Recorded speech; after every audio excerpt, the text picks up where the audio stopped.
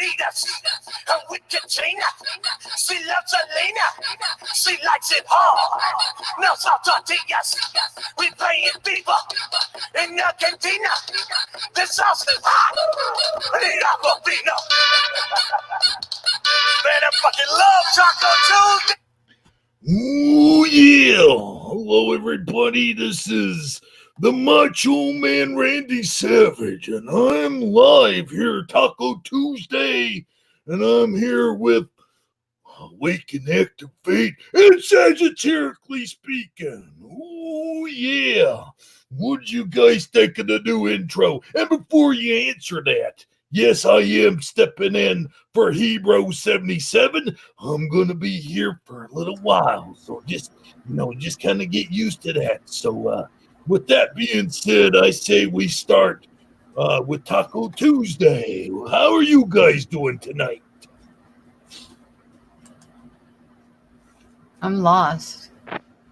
Hold on. But I'm doing great, Macho Man. No, everybody's gone silent. So how's it going over there, guys? It's going pretty good.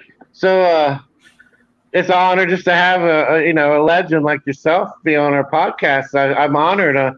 I'm beside myself. I'm not sure if I want to shake your hand or ask you for your autograph. Well, it's going to be kind of hard to shake my hand over the internet, don't you think? Yeah, I guess you're right. Probably kind of hard to get your autograph too, but either way, I'm just glad you're here. Oh, well, thank you. And I'll tell you what, it's good to have you guys on here. Hebrew handed me a piece of paper saying I should thank you guys for being on the show, but it's not nothing I don't already know. Don't ever doubt the Macho Man Randy Savage doesn't have things covered, because I'm the cream of the crop, and the cream always rises to the top. Ooh, yeah. No, but seriously, though, it's good to be on here as the new host of the Taco Tuesday show, and I got some notes here from Hebrew. He wants to know what you guys think of the new intro. I thought the new intro was awesome. Who was that guy dancing? Was that your cousin, Muko Man? Well, that was my cousin Nacho Man. Okay. Yep. I figured you probably, hooked somebody up, Yeah, he's a real young cousin of mine. He's Nacho Man. See? That's cool. Gosh. He loves eating his tacos, and he's got the hat. He loves doing the Mexican hat dance too. Just saying. I have a hat too, but mine's not as big as his. I'm just saying. The dancing guy is your cousin? Oh yeah. Nice. He had a nice bottle. You should share. Yeah, I think we should watch it again just because it was so epic. Yeah, I'm down with that. I got a note from Hebrew saying that's probably not a good idea. I can see Hebrew leaving you such a note, anticipating the fact that I would probably request that you do such a thing. However, I can assure you that it would be perfectly fine. That he'll be okay with it. Well, hold on. Let me consult with Hebrew real quick. I'll be right back. Mm-hmm. I'll be right back. I promise. Oh my gosh. This is hilarious, isn't it? Yes. He left. I know. Oh, wow. Hey, hi guys. Okay, he's back. What's All right. Hey, it's you. What happened to Macho Man? I don't know. He told me he was. I was getting ready to hand him a note, and he said you guys weren't going along with it, so he got mad and left. What? Yeah. We were just trying to get him to replay the intro, the Taco Tuesday intro. How macho is that, Sag? I mean, does that I know. sound like a macho man? Macho is not so macho after all, huh? He's a little stubborn. That's not macho. That's coward. Oh, he's gonna pass Well, him a note. I'm gonna get in trouble. I don't want to get in trouble. Don't That's bring okay. Macho Man back out here to beat me up. Don't do it. Yeah, I guess we'll just have to let bygones be bygones. Hold on, I gotta. Don't pass him a note. I'm not. Oh, I'm not passing him a note. Okay. Whew. Got scared. Don't worry, you're not good. I won't let Macho beat you up. Okay. Thank you. Hello, Jennifer T. And the truth sets you free. Here is that. I have something for you guys right now. Macho Man wasn't going to let you guys do it. He was lying about me passing that note. By the way, I'll let you guys do it. Check this out. We'll watch that intro one more time. What did you guys think about that intro? By the way, honestly, Let's see it one more time. Let's see what. Yeah. that was not the music that was with the video. By the way, that was just That's gonna be your Tuesday intro. yeah. Nice. But they do go well together. Well, let's go ahead and let's play that one more time for everybody that missed it. Where was I? Can Those you of guys us that were on Twitter. let me know when you guys can see my screen? We see it. All right. Jinx, you owe me a Coke. All right, here we go. You guys ready for the intro? Ready.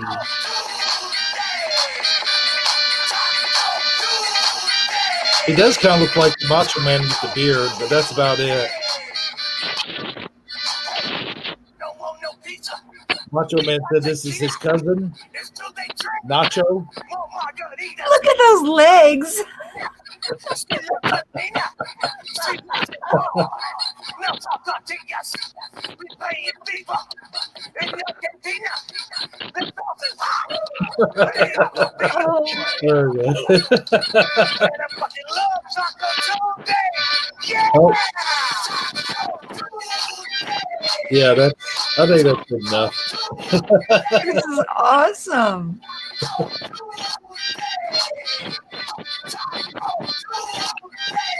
We'll do the I love it. I absolutely love it. What did you think, Saj?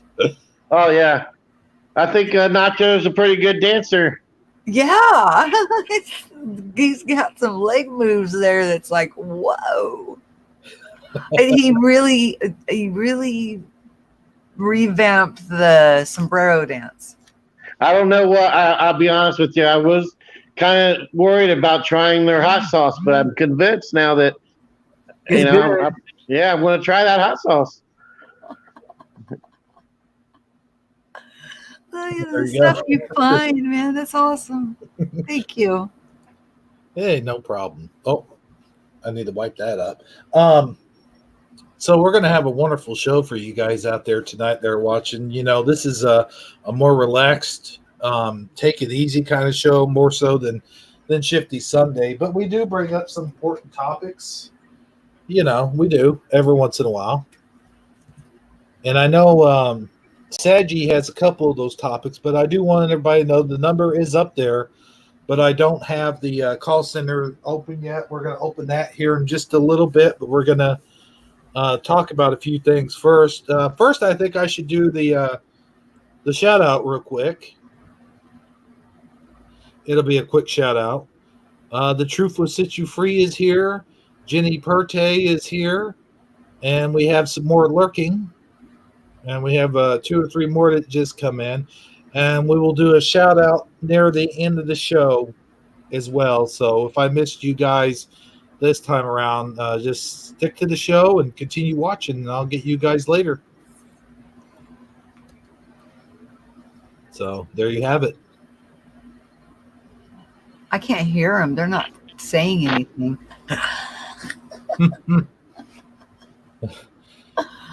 Oh my gosh. Jenny says, whoop, whoop, shout out. Maybe I didn't have enough of a nap. Here's one more shout out. Workers. Whoop, whoop. Ordinary Doskinethol is here as well. Welcome to the show. Welcome to another Taco Tuesday, everybody. I'm your host, Hebro77, and sorry about the Macho Man. He was kind of rude. I know he was, but we'll move on from that. And Saji, we were talking about something interesting before the It's that moon cycle. Everything is, everything's haywire. So it may not be him. He may not be reacting correctly at this present time. Oh, that's true. Yeah, that moon is weird, isn't it? Yes, it has been for the past few days.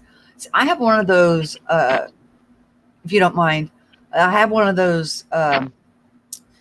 Like it. It's called an atomic clock, and it shows the moon phases and everything, which never is horizontal. It's always vertical when it eclipses, and it's when the moon is waxing and waning. Well, it showed when the full moon was, and it already started to wane, but we still had a full moon. You know what I mean? What is wane? What does wane mean? Well, waxing is increasing and waning is decreasing. Decreasing is like luminescence? Like how it goes ecliptical. And I could have that backwards. Does anyone in chat know that what it is? Because I thought waxing is growing and waning is shrinking. So when the moon is waxing, it's getting bigger. It starts off that little sliver, and then it starts to get bigger and bigger, and then it gets to a full moon, and then it starts to wane, and that's where you see. And I'm not, making punches at your name. It's a different kind of waning, and it's just how the ecliptical works. You know how we get the Cheshire Cat smile now. Well, it would be like almost like a halo on the top if it's horizontal, but as vertical goes, it goes from, right to left, waxing and waning.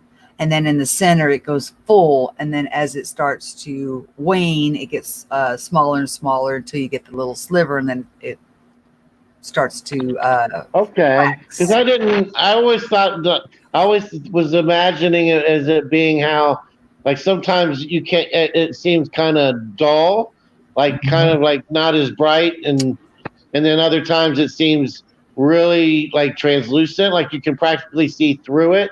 I didn't know if any of that was waxing and waning. I didn't know what it even meant, but now I understand it has to do with how full or lack of full the moon is. Yeah, right. I thought waxing was like a coat of wax that was over the moon. I thought that's what that meant.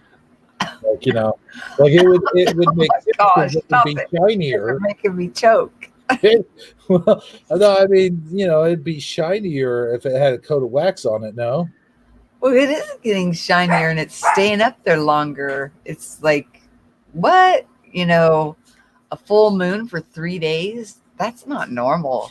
And they call this one a wolf moon? I don't know. Maybe the truth set you free will call in and explain this better to us, because she's got a really clear understanding on this moon cycle and how different this has been for us, and how unusual these past 3 days have been with the moon cycles. It's just totally off whack, and the people have been totally off whack because of the moon does. I saw that you made a video on the Schumann resonance, and I actually watched it. I learned a little bit about it from your video. Have you monitored the Schumann resonance over the past 72 hours as well? I mean, actually, I did look at it just a little while ago. I put a link in the description box, or somebody commented a link in the comment section. I can't remember, but anyways, where you can go to it and check it live. So, and I did just check it not too long ago. And let's check it now. Hero, can we do that? Yeah, go to my channel, and under the Schumann, I think it's in a comment. Or hang on, I'll I'll just have to pop the chat out again. Let me go to the comments and I will grab the link and put it All right. where you can grab it. That Just sounds give good. me a moment. So there's this guy, Hebrew. His name is Schumann, and we go to his residence. And Mhm. when we get there, he's got like this information for us and stuff. It's really cool. All right. I have to incorporate that in one of my videos. Hold on. Be like, is his name I don't- Mark Schumann? I don't know why they call him Schumann. That would be a good question to ask him. I think his name's Mark Schumann. It could be. He does kind of seem like his name would be a mark. Like he's always on the mark. Right. Hold on. I'm going to have to actually go to the. Maybe he shoos people away from the moon. Right? Yeah. Get out of here. You're blocking my moonlight, dude. Shoo, man. Hey, man, shoo, man. You know. No, but for real, do you? I'm sure you've seen the movie The Truman Show before, right? Oh, yeah. I love in the movie, like one of my favorite aspects about it is how he slowly starts picking up on everything. He's connecting dots. Like this one thing, then all of a sudden he realizes, huh. So it's like once he starts peeling away as one specific layer and brings out another layer of truth to him. You know what I mean? It's not because I don't think that your mind can handle learning everything all at once. That would just be too much. Like had he just like at the end there when he's driving his boat past the storm and you finally see the stairs and you can walk through that door, go up the stairs and walk through that door. What he's going to find. You couldn't just have that all happen all at once. Like, that would be too much for your brain to process. Does that make sense? That's kind of like real life, though, where there's many layers to your life where you could peel away your life like an onion. It's like you peel away that onion and you get to one layer, and that's the outer layer. And that one's kind of tasty, so you take a bite out of it. You get to another layer, and that one's still tasty, but it's still got that oniony taste to it. So then you get to the next layer, and you take a bite of it. And that third bite is a little bit sour. And you're like, well, it still tastes good because it's an onion, but it would taste better if that layer was cooked up in a frying pan with some sausages. But then, like, you got the middle, the centerpiece, the eye of the onion, as I call it. That's the piece. Oh yeah, that like the most sought after part, right? Well, it's the eye of the onion, and that's the most it's got the most flavor in the eye of the onion, the centerpiece. And that's when you bite into that, and you go, "Whoo, man, this thing is real oniony. It's got an onion flavor to it, and it's real strong." And that's where the part of your life when you take a bite out of it, that's the part of your life that's real oniony, and it's got a strong taste to it. It's got a strong flavor, and you want to leave that part of your life behind. You know. Oh my gosh, I am such a ding dong. I went to the site and I closed it because I shut down a lot of things before we go live to not strain my time. And now I can't find it. And I know it came through. It came through a comment, but the comment's gone. Oh no! And it's not held for review or anything because I approved it. This is when you play that Twilight Zone music, hero. Or I shifted because the comment's not even there. Oh, that's weird. But couldn't you just do it the old-fashioned way? And is it like SchumannResonance.org or something? Yeah, when I tried Wait, Is that me? no, hold on. Let me mute up. Seji, you mute up while she's talking. When I went to the site, when I went to answer comments, it was in the held for review because it had a link in it. And then I checked it and approved it. And then today I clicked on it and went to it and checked it. So it was there. But now the comment's not even there. And it's not, my usual suspects, my subscribers that comment on quite a few of the posts. So that's just odd because it was there earlier today. Now it's not. That's bizarre because I just looked at it and it started going on the uptake again.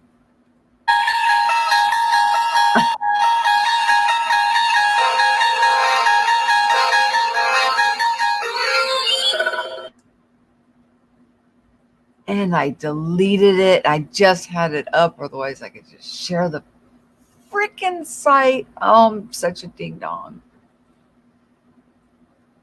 Sorry. But yes, I checked the Schumann and it was all doing okay. But she also knows a lot about the dark, where it went black for like 17 hours.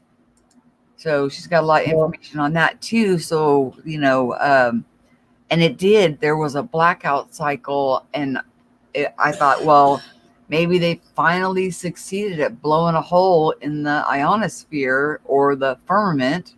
But it got, there's a way that, because it's all living, that it repaired itself. I still think it was that little rubber ball that was in the first Men in Black movie that he was talking about that caused the New York blackout of 1975. Just saying. I think it was the same rubber ball.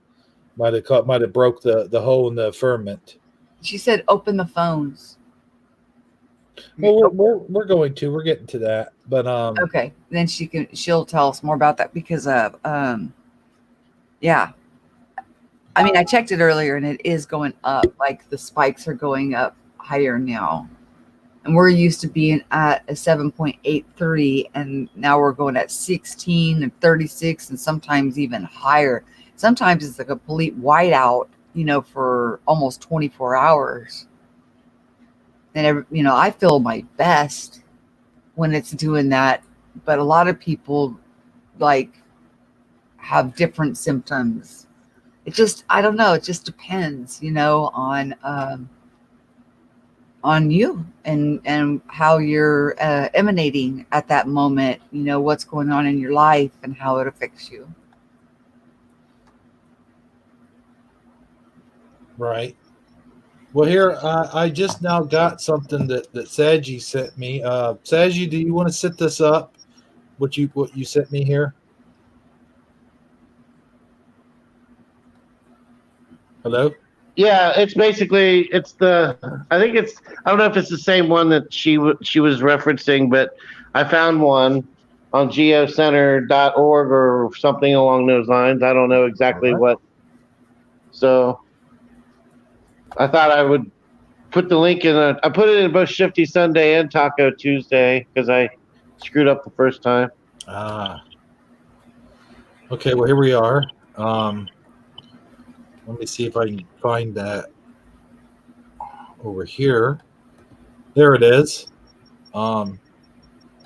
Here's a graph. Do you? I don't know anything about. Yeah, well, maybe Michelle can help us make heads or tails of it, because she's looked at it before. I'm not real familiar with it. Yeah, scroll down. Scroll down. Okay. Mm-hmm. Just tell me when. Oh wait, I gotta go on StreamYard. Oh. Okay. Scroll up. That would help. There you go. That's the one. That one? This one? Yeah. All right. So what's going on here? Because I can't. So that's where you can see. Okay, the lines there, the yellow lines. Mm-hmm. That's when the energy spikes. If you look at like the one line that goes straight across, pretty solid.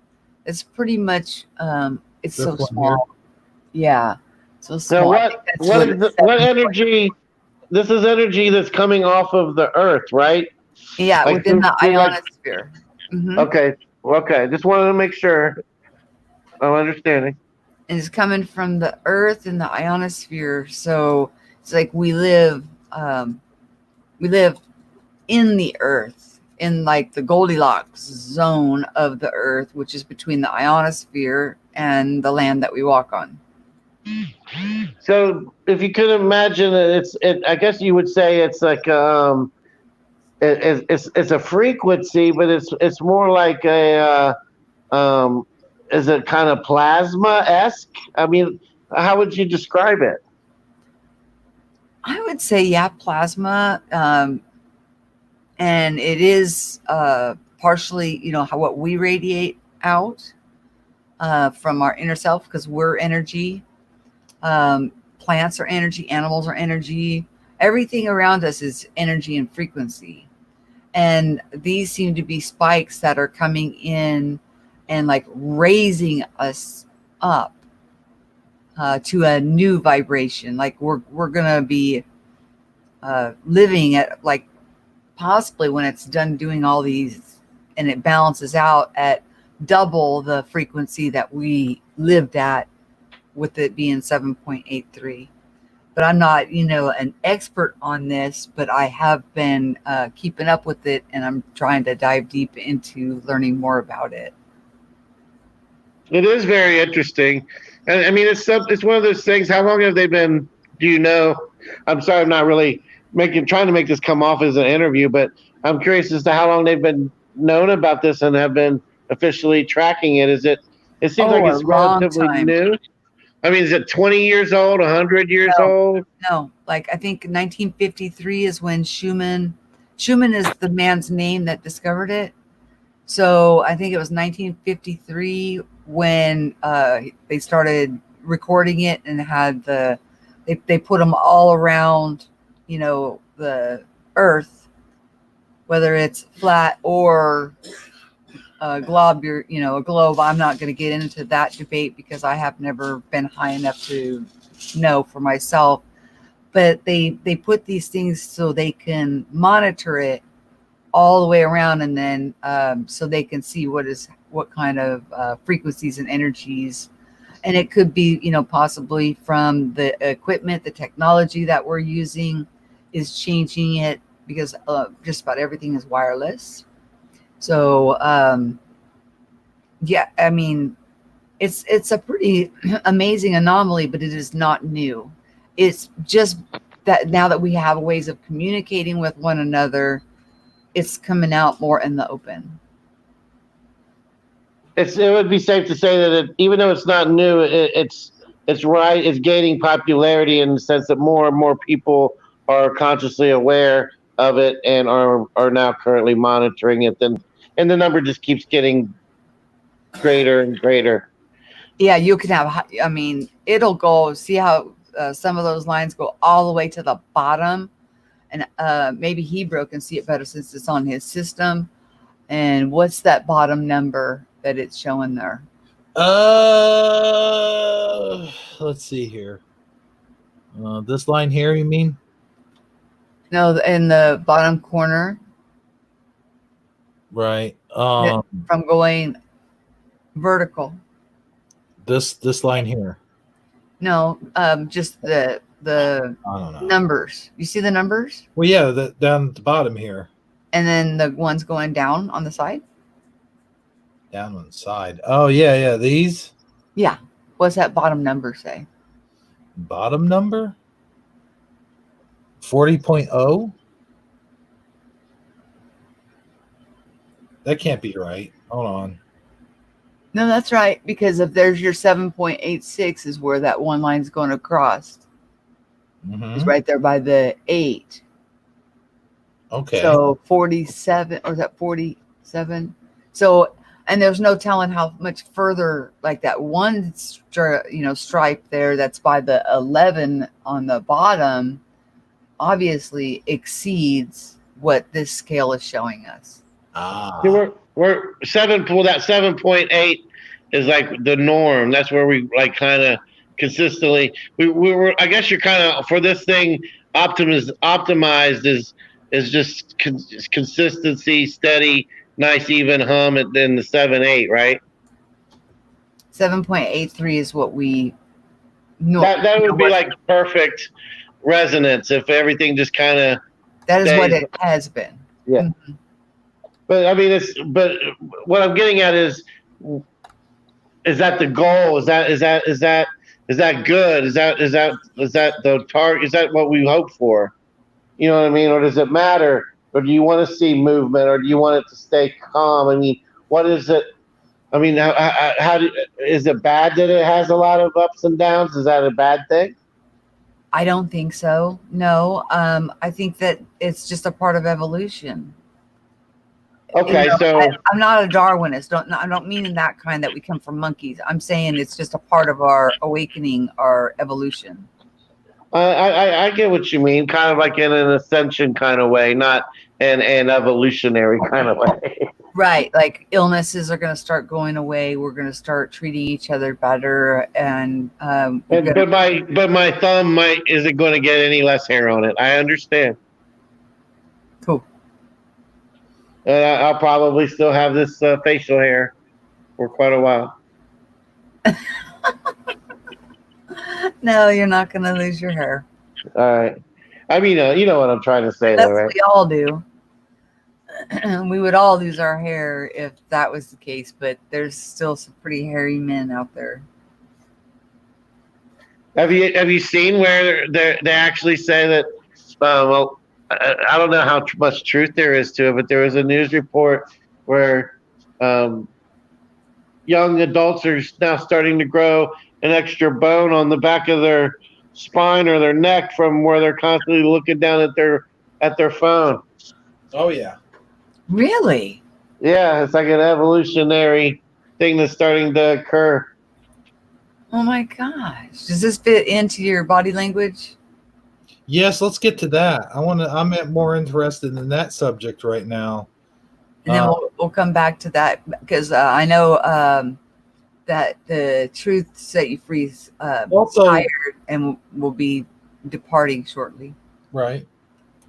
So I just real quickly though, Saji, what you could do is you could put your head in like a vice and you could squeeze your chin hair, like your beard, and it will go up to your head and it'll grow through your scalp. You know, you can do that. Okay. What? Yeah. You're trying to say that like cut it off off the chin, and so I can get a little extra hair on top. Is what you're trying to say? No. You squeeze the bottom of your chin like the Play-Doh man, and then it comes up through the head. All right, so you've actually tested this theory and gotten good results. Is what you're trying to tell me? Well, I don't have to do that for myself because I have perfect hair, but I'm just saying for anyone out there. All right, show the proof. Show it. I'm kidding, by the way. Show About the the site. But here, let me show you. It's a proven scientific fact. Let me show you this picture. And actually, the human that we were looking at was not recent. Oh, that figures. Yeah, the site that I had, it's like up to the moment. I'll find it and shoot it over to you guys later, so you can look at it. Yeah, I mean, I'm still real basic on it. I mean, I get the gist of what it's monitoring. I just don't understand what all like when I'm looking at it. What I'm looking at, like, okay, so I'm seeing the lines and the colorization, but I don't know, like, is that good? Like when the doctor is showing you the X-rays, like, I don't see any broken bones. I guess everything's okay, right, doc? Mm-hmm. But it does seem Here's to have the video. emotional responses with people. Some people can handle other frequencies better than other people can handle them, but soon everybody will be able to handle the higher frequencies. Check it out, guys. This is what I'm talking about right here. The beard onto your head. Oh yeah. For those of you that don't know, Oh God. Here you go. Wait, where's the thing at? I had it. It disappeared. Oh, here it is. Can you guys see my screen? Yep. Okay, hold on. I have to unmute it. And here you go. Good. I just woke up from a nap and I feel drafty. Peter, we don't have air conditioning. Well, that's awful peculiar. Oh my God! Peter, look! Oh, damn it, Dylan. What the hell? Well, thank God I'm full of Play-Doh. See, you can do that. You do that right there. See? That's what you should do, Saji. You just squeeze your head, and then like the beard will. Well, that was a great visual. Now I totally get it. Yeah. Oh my gosh, it looks like one of those Play-Doh toys where you do squeeze it and it does grow the spaghetti hair. Yeah.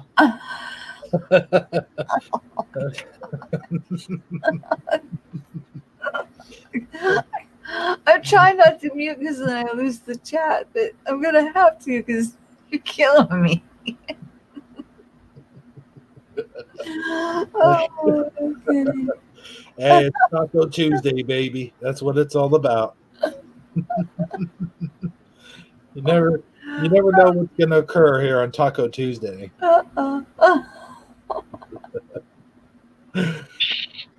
I mean, how many other YouTube channels do you go from talking about the Schumann resonance to watching Family Guy clips? I would think not too many.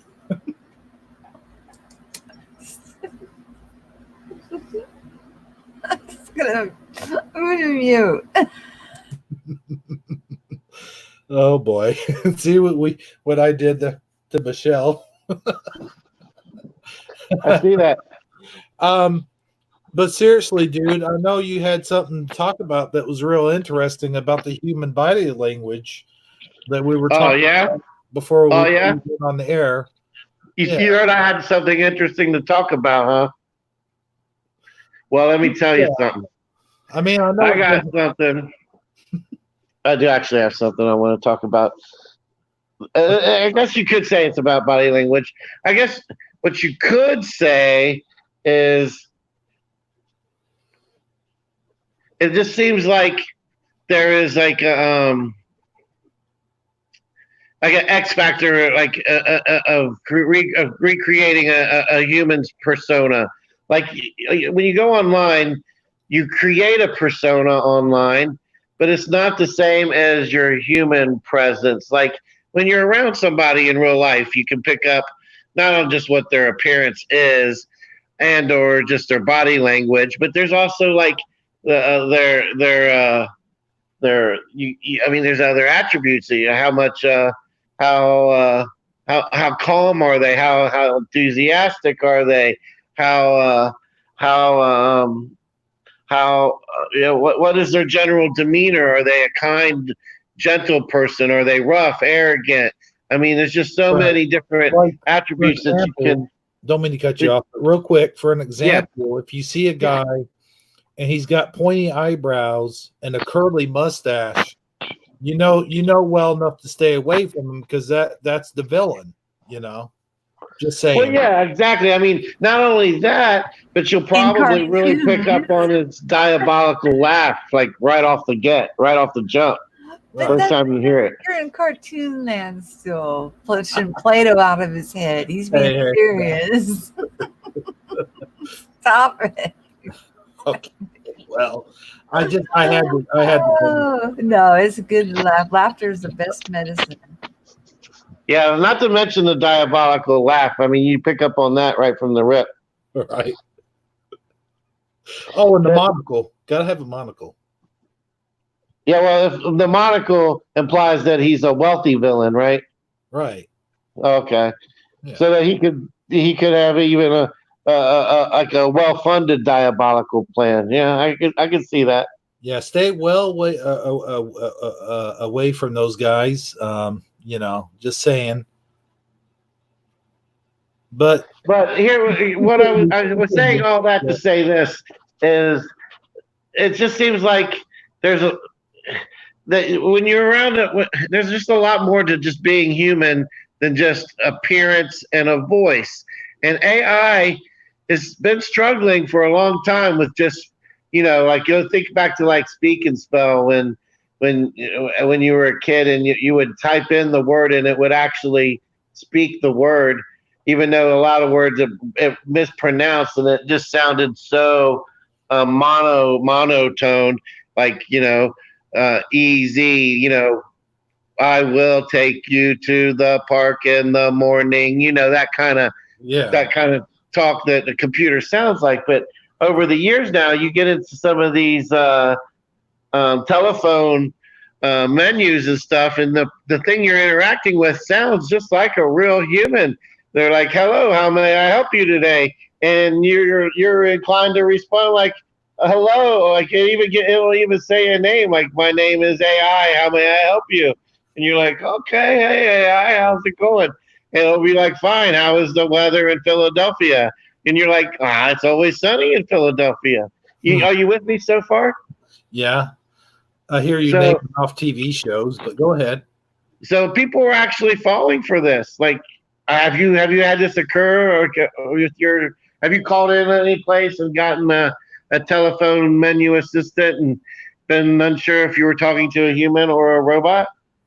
Well, I'll tell you what gets me is when I'm going through my emails and they say, "Hey," and they address you by your first name. They go, "I'm waiting for you to respond," or something like that, or they'll make it real personal, is what you're saying, right? And then you assume from the personality that they're a real person that you're talking to, when in fact you're just talking to an AI. But I've never experienced that on telephone or anything like that. But I've experienced it through emails where they get Okay, real so it's kind convincing. of the same thing, but not exactly. Right. But um, what I'm getting at is, I think that with so much happening online, as far as like people being catfished and misrepresented and things like that. People fall for false identities and things like that. I mean, this isn't nothing new. The general idea of the scam is all the shell game is still the shell game. Sometimes you just you change out the shells for some new shiny coffee cans, but it's still a shell game. And what I'm getting at is the AI is coming up with ways to more advancedly imitate human behavior to a point where it's becoming so much cloned, so well done that it seems friendly. And for the most part, most of the examples I'm giving um, are innocent examples where actually nothing really terrible is going to become of it, but except for the fact that you are going to start to lose you. I think the scary thing about it, if there is a scary aspect to it, is they're not always telling you, they're letting you believe that it's a human when you fall into these things. People actually believe and that they are convinced that they're dealing with a human when they're actually dealing with an AI. And I think we're going to see more and more of that just being the case, where you think you might be dealing with a human, but unless you're actually physically in their presence, the person or the thing that you're interacting with may not even exist at all. It may just be a complete AI fabrication.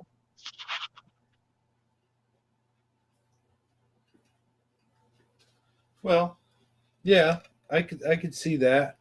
I could see it to the point where you're even having conversations with this thing and it's interacting with you in a normal human way instead of giving you off the wall answers like Siri would do sometimes. Where Siri would go, "Oh, I can't understand what you just said. Can you repeat that?" And then when they do that 4 or 5 times, then you begin to realize it's not a human you're talking to, but in fact, Yeah, basically that's kind of what I'm getting at, is like you not only can the AI take the form of a human, but it can actually it can create a persona. It can actually make itself into a specific character, not just become human, but become an actual human character. Become uh, like say the AI wanted to, it came up with the idea that it wanted to do a home improvement YouTube channel. It could create a home improvement YouTube persona. Like, I don't know, it'll run the numbers, come up with most people like a young scruffy guy that wears flannel shirts and has a beard and a mustache and tells bad dad jokes. So it creates that persona. He Then talks to Tim the Toolman Taylor. yeah, exactly. But you Not get the even how idea. Like, but it's horrible. not even a real person at all. It's just completely AI driven. No human being had any AI input into its character development or what it does or says. And now there's a YouTube channel with that persona simply because AI decided it could create one. Right. That's a good point. And I was going to bring up something very important to me, something I just thought of while you were saying all this. Well, while you were saying that backstage, it brought up a good point in my head is that we have our own realities. Like we as individuals, each one of us has our own realities, right? Like I mean, we see Sure. We things all have our different lives. Hmm. we see things through our eyes differently than people that react with us. Like we're just us until we're reacting with someone else.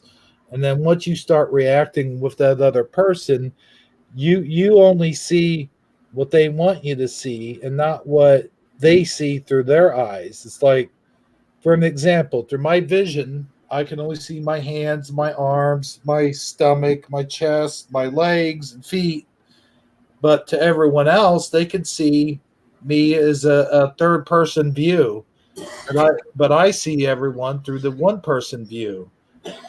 And a lot of times, like we say we care about someone or something like that, but we only see things through our own perspective. In other words, like I can see you and I can hear you and you're talking, and I know that you're real. But as soon as I leave that room or as soon as I leave this chat, you're no longer a part of the world in which I live. And then it's like I have my own reality where I'm at, surrounding myself with my own certain things and nuances and stuff like that. But as like say for example, Saji or you, like one of you guys came over to my house for dinner or something. We had dinner together and we're sitting there and I'm talking to you and you're talking to me. And at that moment in time, you're a part of my reality just as I'm a part of your reality. But as soon as you leave that space, you're no longer a part of my existence, of my reality. And it's the same way I think, like when someone dies. Like if I were to die, all of my reality would go with me, but all your realities would continue as individual people. No, it would change. Do you know what Well, I'm here, Hebrew, you're actually on to something there. You almost there lost it there at the end, but okay. when two people are interacting, let's just use two for example, because you can the number is infinite. You could, to a certain degree, you can only go so high where it starts to lose kind of like its credibility. But Right. for the most part, you and I are interacting, okay? Mhm. And let's say you're in a room, okay? You're sitting in a room, a 4x4 area space, and that room that you're sitting in is your current reality, all right? Right. Now, I am outside of the room in my reality. So your reality in the room is reality A, okay? I am outside of the room in my reality on the other side of the door in reality B. Now, I knock on the door. I'm requesting entry into your reality. So you say come in. I open the door and I enter the room. Now your reality A is still your reality A. My reality B is still my reality B. But now we are sharing a new reality, a shared reality called reality C. Precisely. Both of our realities still exist to us. However, in this room now that we're sharing an interactive shared reality where our the rules of our own reality supersede the rules of the shared reality. It's hard to explain, but that is a theory. That is a actual well known observational reality theory of what happens when two, and then when you add a third person, you're actually creating a fourth reality, a fourth reality, et cetera, et cetera, et cetera. But the original realities still exist. It's hard to explain, but it is Right. it is a working theory, nevertheless. And when you lose somebody that is close to you, it changes your reality. It affects all the people who are close to the person. Like if you were to pass Right. away, That's not Yeah, it and the will. shared realities can still exist. right. The times that we shared, like that room, the reality we shared together in that room is still a memory to me. So the Right. reality is still a potential existence reality. Does that make sense? Yeah, that's what I was also trying to get at, but I was going at it in a roundabout way, and I wasn't quite hitting the nail, but you're hitting the nail right on the head with your hammer. Um, it's like that's what I was trying to get at. Is like, you know, if I were, let's say if I'm friends with someone, I'm friends with them for a long time, and then all of a sudden they die and I'm alive and I don't see, it's like I no longer see them. So in my reality, they're still alive, but they're alive in my memories. But in their reality, they're actually dead, but everyone else around them is actually gone too. I guess it kind of depends. I mean, when the person died, did they have pointy eyebrows and a squiggly mustache? No. Maybe. I don't know. But you know what? Getting back to what you were saying, is actually you raised a good point. Where it's like one person's reality is not necessarily the same as the other person's reality. How they perceive it, at least, not how it actually is, but how one might perceive it. You know what I'm saying? It's kind of like the mirror box experiment. When a guy puts his like there's a guy and he's missing like let's say he missed an arm in the war or something, and then he could still feel that arm, like he still has the pain of what happened to that arm, and that's that pain is almost as though the hand is bunched up inside of his arm. But then when he puts both arms in the mirror box,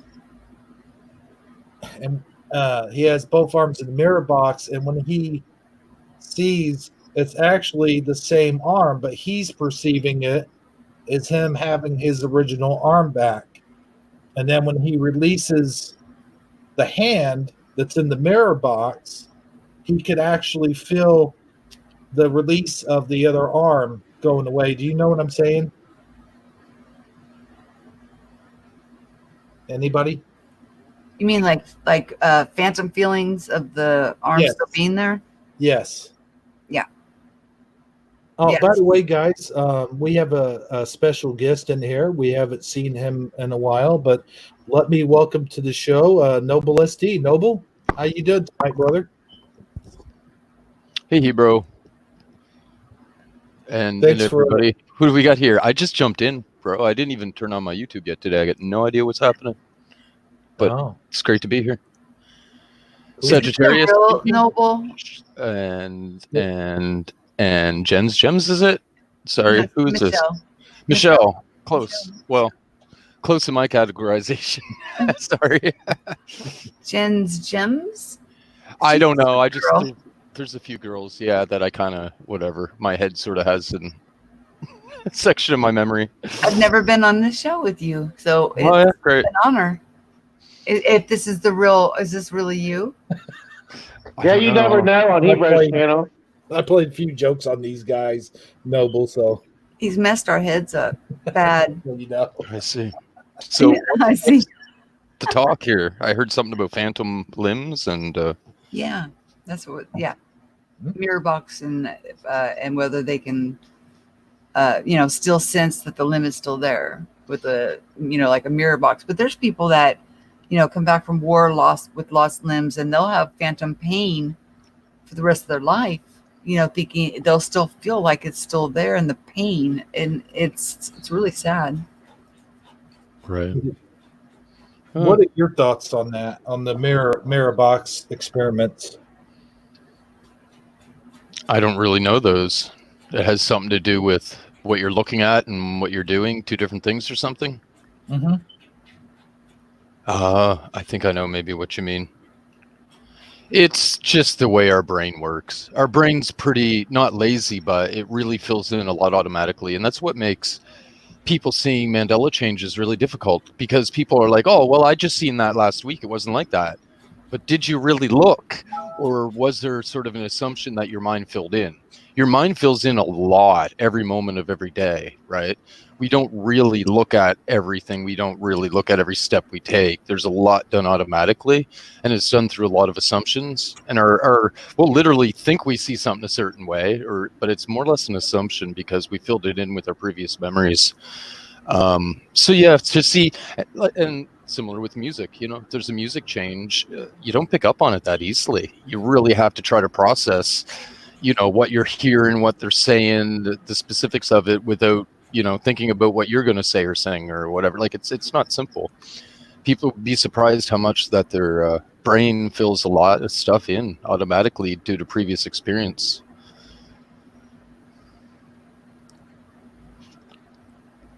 Just saying. Well, Yeah, I agree with that a lot, and I also agree with that. I think a lot of times you have preconceived notions based on, based on what people have said or done in the past. I mean, like if say you work at a company for 30 years, and the last 10 times that you've asked your boss for a Christmas bonus, he's told you no. You pretty much know the answer before you walk up and ask him the 11th time. Mhm. Right. However, you won't truly know the answer unless you actually still continue to go and ask. Though that's that weird conjecture of that sliver of hope or whatever you want to call it. Or the insanity. You keep repeating something expecting a different outcome. Yeah, exactly. Exactly. yeah. Yep. I'm kind of For sure. joking. No, it's true. no It's joke. It's really, true. it's in your perspective. It's the pessimist versus the optimist, right? Or just the realist. Mm-hmm. There is a worrisome for me for some related sort of things when it comes to, what people think they remember. And I don't know, there's when things start hinting on delusion, right? And then when is that what it is?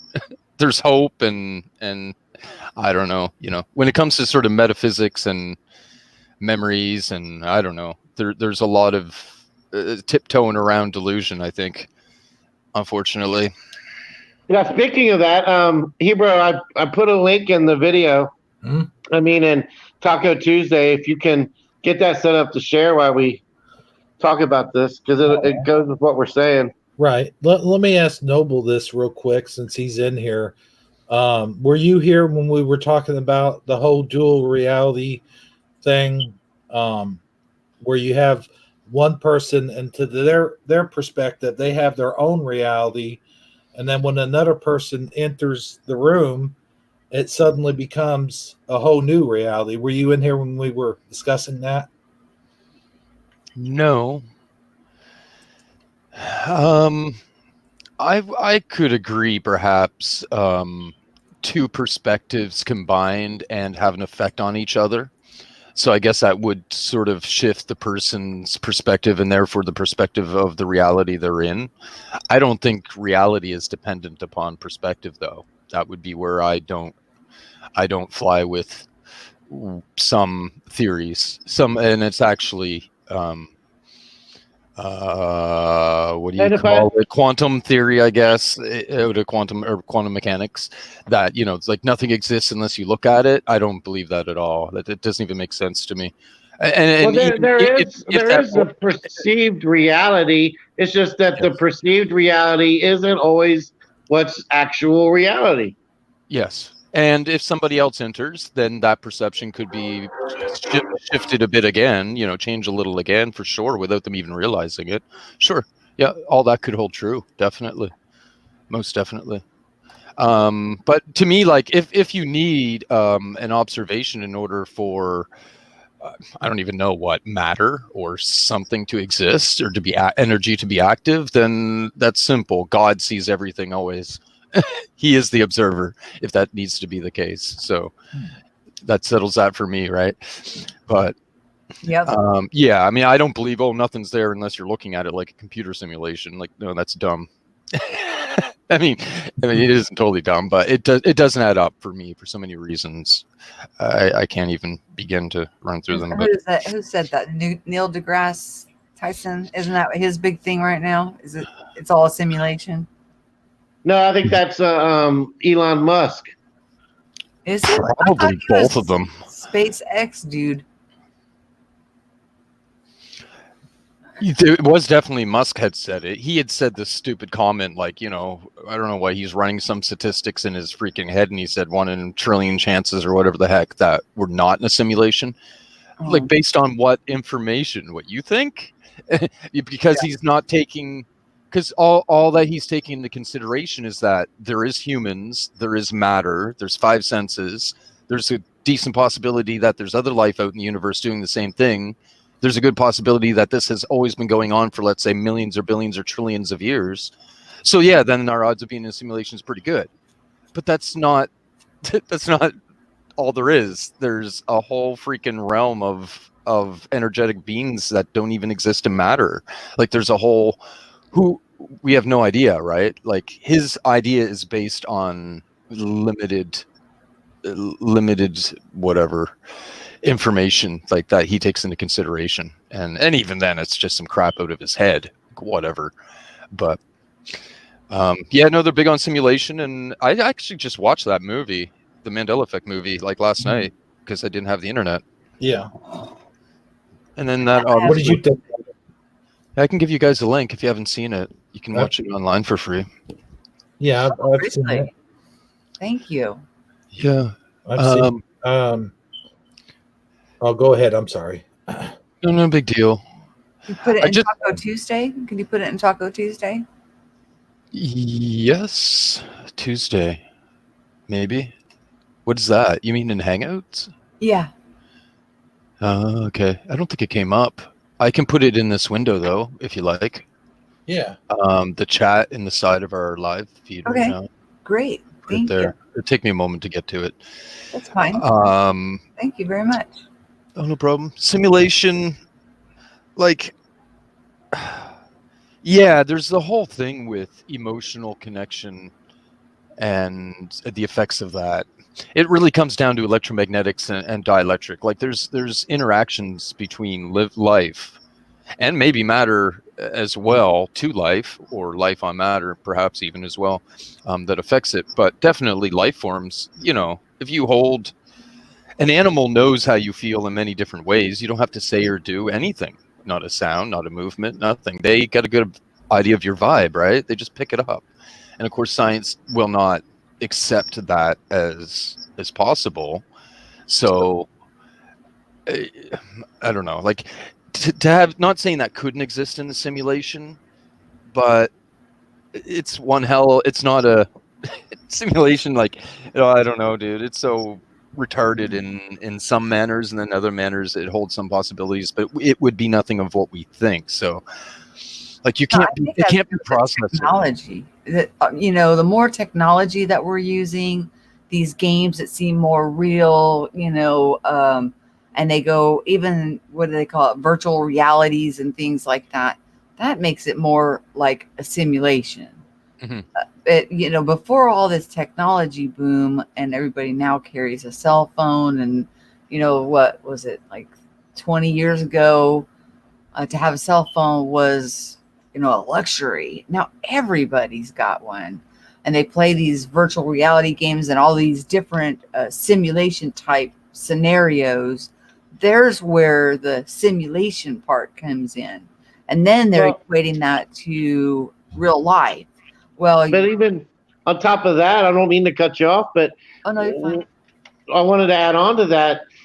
What they're combining is they're combining the technology of like of neuro responsiveness, like how like your mind creates like its own like there's like I'm sure you've heard the expression like your mind is basically its own pharmacy, like it creates endorphins, adrenaline, and different Hmm. things based on their conditional responses, and they build these conditional responses that trigger endorphin rushes and brain stimulation into the interactive game or into the virtual reality, purposefully in certain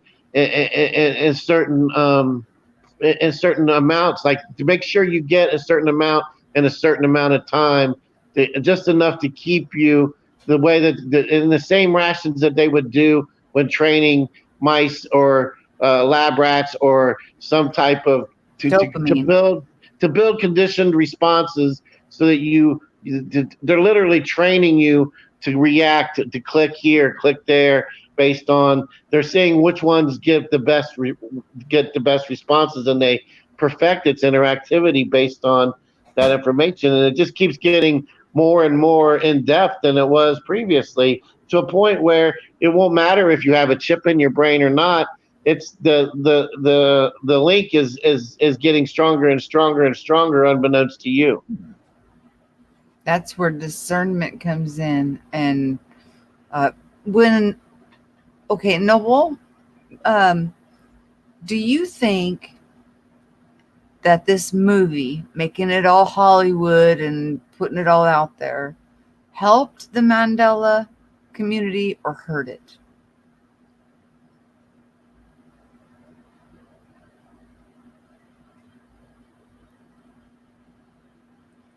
Dun dun dun. Is he still here with us? I think he's muted up. I Oh, gotta tell you something real quick before he answers that, though. Is I've seen the Mandela movie. okay, same question to you then. Yeah. I don't think it did anything either way. I think it was. I want to say respectful to the Mandela community, but there was quite a bit that was not touched up on. But I understand he didn't really have time to cover everything, and it really wasn't. Well, if you watch it, you'll see what I'm trying to say more or less. It didn't really have any effect in my mind, in my opinion, one way or the other. But now that I'll let Noble answer the question now, since I don't really have.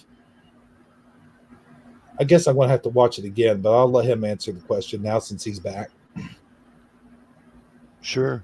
I would say it's kind of hard to say, but um, it brought awareness, and I think it did pretty good, especially considering the information available at the time that they were writing the script, which is quite a while ago. They included quite a decent number of changes, right? Enough that somebody's watching and then be like, well, wait a second, right? And they at least verbally said something about anatomy and geography and Bible. At least two out of those three, they at least verbally said, as a category, which I'll give credit for, because a lot of the mainstream promoted stuff will not include anything geography, anatomy, or biblical. And they do this on purpose. They stick strictly to product and entertainment. And there's a big difference. Those other three have the capability of shocking people a lot, right? The other two, product and entertainment, that's man-made stuff that it's only been around so long, it doesn't really affect your life. Maybe you could have been mistaken. It was created by man, right? Man didn't create the shape of the land. Man didn't create what's in his body. Man in recent history had very, the Bible is the Bible. That just obviously speaks for itself on how it affects people. So yeah, I give props for that. I do think actually somebody involved was not of the sort of let's say there's some occult thing connected to it. I think there got to be. There's a picture on the wall the whole time with the triangle, and that kind of speaks for itself. Nobody has a picture like that. It's freaking ridiculous. It's just a triangle with colors and crap. It's the whole triangle thing. So Insinuating that the devil's doing it and those that see it are, yeah, I got you. well, they leave I their know it's mark, right? My It's no different. Bible, my physical Bible in my hand. As I was reading it, I put my place marker in. I set it down. I picked it up to read on, but I would always read back a little bit so I can get back into the flow of where I was at. Right. And it changed, and it was where it changed from denarius to penny. And then as I was, reading throughout, there was other changes, and it shocked me. I'm going to tell you, it like freaked me out, because this was something that I had in my hand. I had in my possession. It was my Bible. I had it for a very long time. I've read it before, over and over. And for it to have changed like that, it really shakes you up. It wasn't something that was shown to me on YouTube. This physically happened to me before everybody started talking about it. So, and it can shake you to your core. I mean, I'm like, oh my gosh, am I losing my mind? What's going on here? I mean, I was questioning my own sanity. And I know that Lincoln's face was never on, or Caesar's face has never been on the penny, and Lincoln's face was never on the denarius. So, I mean, it was really messing with me big time. I did not like that. And it wasn't like I had a new Bible. This was a Bible that I've had, owned, and read over and over again. And that change just so happened to be where I left the place marker, and when I went back in and read back overnight, like it changed. Because I just read it the night before, and I was backpedaling like I do, and it was changed. Freaked me out. But The American penny had Caesar on it. yes, Caesar, unto Caesar what is Caesar's, and it was where it was denarius, and it is changed now to penny. Now we got banks and matrix and all kinds of crazy stuff in the Bible, and when they bring them up, and then Isaiah 11:6. Come on, there's so much artwork out there. It's just, it's weird. And unless you're affected by it, you wouldn't understand it. But I know that a lot of people do not, take mainstream or the movies seriously. I mean, they've lost so much credibility. So as soon as they make it mainstream, then it's lost its credibility, to some degree.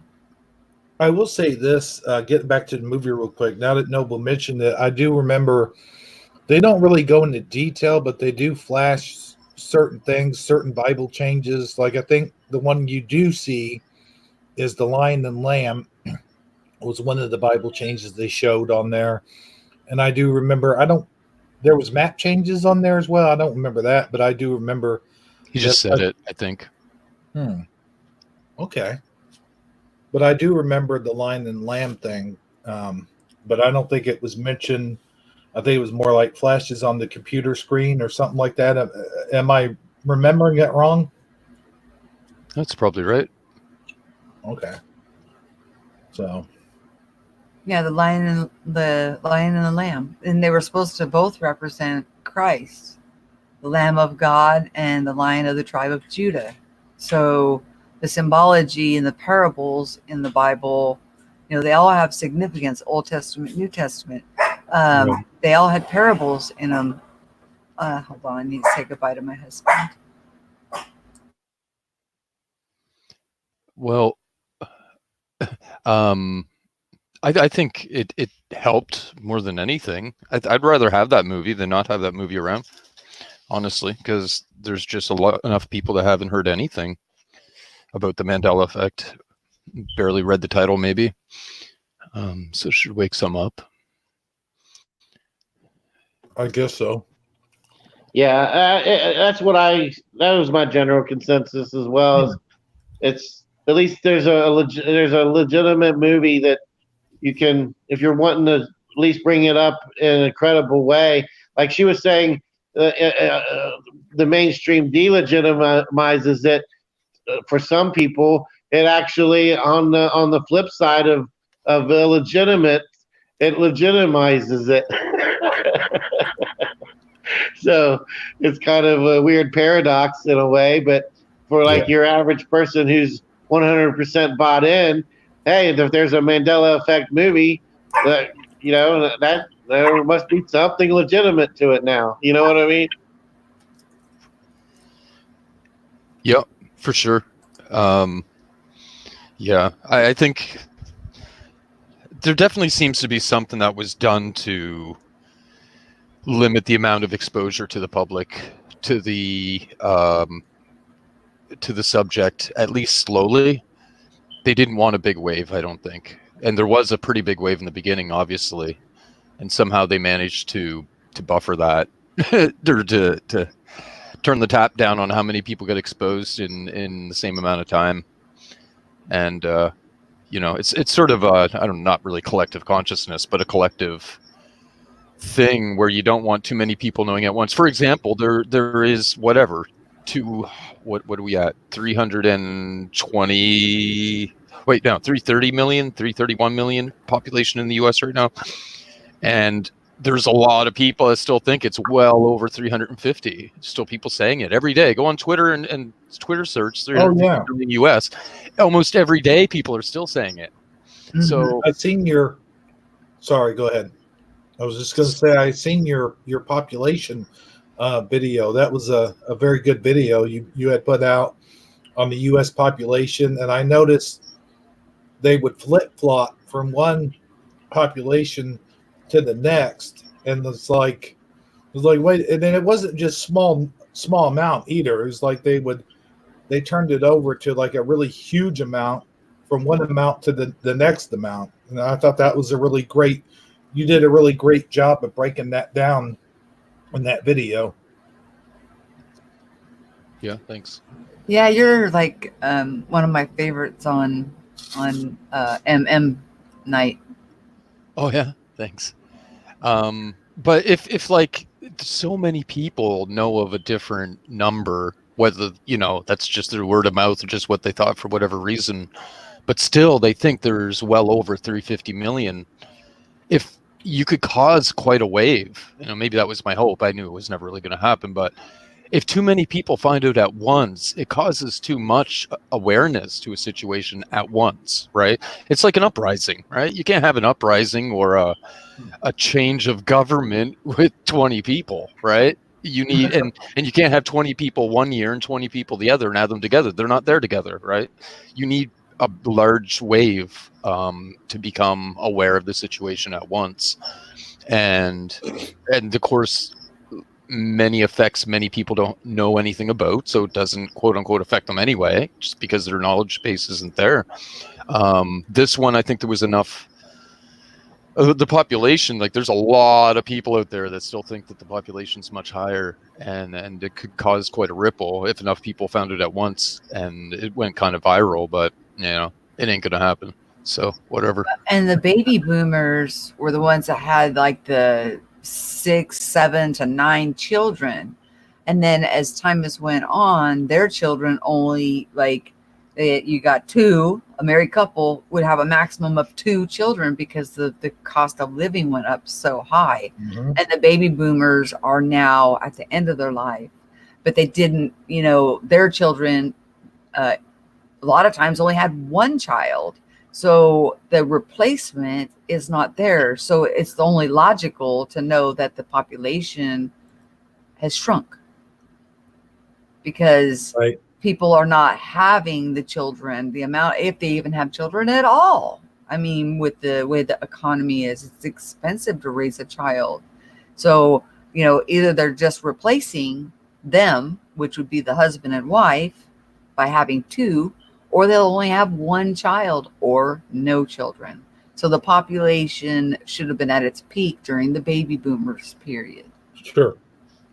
And another thing is, I was talking to some guy in Walmart, a Walmart employee, and we were talking about the cost of living versus the price of the what do you call minimum wage. We were talking about. I was like, yeah, they keep hiking the cost of minimum wage, and everyone, everyone that makes the minimum wage is like, yay, they're hiking the price of minimum wage. But what they don't realize, or don't seem to want to realize, is that if you hike the price of minimum wage, you're hiking the price of the cost of living, and it's not really helping anything. And if anything, it's balancing everything out to where it's almost to the lowest common denominator. And the guy that I was talking to, that was an employee at Walmart, he was saying, I have a degree. I forget what degree it was, if it was engineering or something to that effect. But he said basically his friends were laughing at him for like having a job at Walmart. And he said, "What do you want me to do? Thumb my nose down at a job from Walmart when I can't even get hired? Like, there are no jobs in the area for like anyone who has an engineering degree or a degree in physics or science or something like that. There's virtually no jobs out there for those people with those degrees. So yeah, you kind of got to take what you can get. And it's kind of sad at the same time, but at the same time, what are you gonna do? Where I'm getting at. Yep, and those are the brains of the operation. I mean, it's the scientists and those type of jobs that come up with the miracle cures and stuff. It's like they want to hold everybody down from their full potential. So yeah, you got to work at Walmart, and you're right. If the wages go up, then the price of the goods go up. So then the stores have to raise their prices, or they're operating in the negative. So it doesn't help to keep raising a wage on people, because all it does is trickle down and make it so less people are now going to be coming to, let's say, McDonald's. Okay, they'll go home and make a hamburger for much less, because now everybody that's in that fast food restaurant can't, it's cheaper to make it at home. It tastes better. It's better for you. And you also know what's in it. But, when I was younger, it was like $3.50 for the meal. Now you can't go for under $10 through a drive-through and get a couple small cheeseburgers and French fries, and get out of there, because of the cost of minimum wage is raised, which raised all the prices. And there was a time where a gallon of milk, a gallon of gas, and a pack of cigarettes always cost the same. Not anymore. There's a huge fluctuation always going on with those three, but they used to be pretty much on target with those three products. So that should tell us right there that, things are going sideways. And of course, they've got to pay for transportation to get them there. And if the price of gases went extremely high, everything goes up. Everything goes up. So they're not getting a better standard of living at all. It's not helping them at all. It's going to put more people out of business, because they can't afford the labor force, along with the higher costs in supplies. Hey, he was able to put it in the chat. That's awesome. Yeah, I dropped some links there. I got one in the YouTube chat and then in the side chat here. But it's a streaming site from offshore, so you got to fight your way through the pop-ups, and maybe something might be nudity that goes by. I don't know. Yeah. I don't know, but I can't remember this website in particular. Some of them are pretty bad, but Noble. Have you ever offshore? Offshore, baby. I'll tell you another good one is you guys ever see that site called Look? It's called Look Movies. That's another good one. That's where I watched the Mandela movie from. Did you pay for it? No, I mean, I think, when you make a movie, you're entitled to a profit. no, I didn't mean like, But if it's, if I'm you can not- watch it with ads or whatever, that's they're getting paid one way or another, right. by that. Well, depending. If it's on YouTube, who knows where their money goes. But anyways, we don't get into that. No. But yeah, it's just because it costs a lot of money to make a movie, produce a movie, and like I think Noble just brought up that they started writing it as this anomaly first started taking root. So obviously somebody on that crew had to have been affected to even want to further investigate this and put it out as a movie.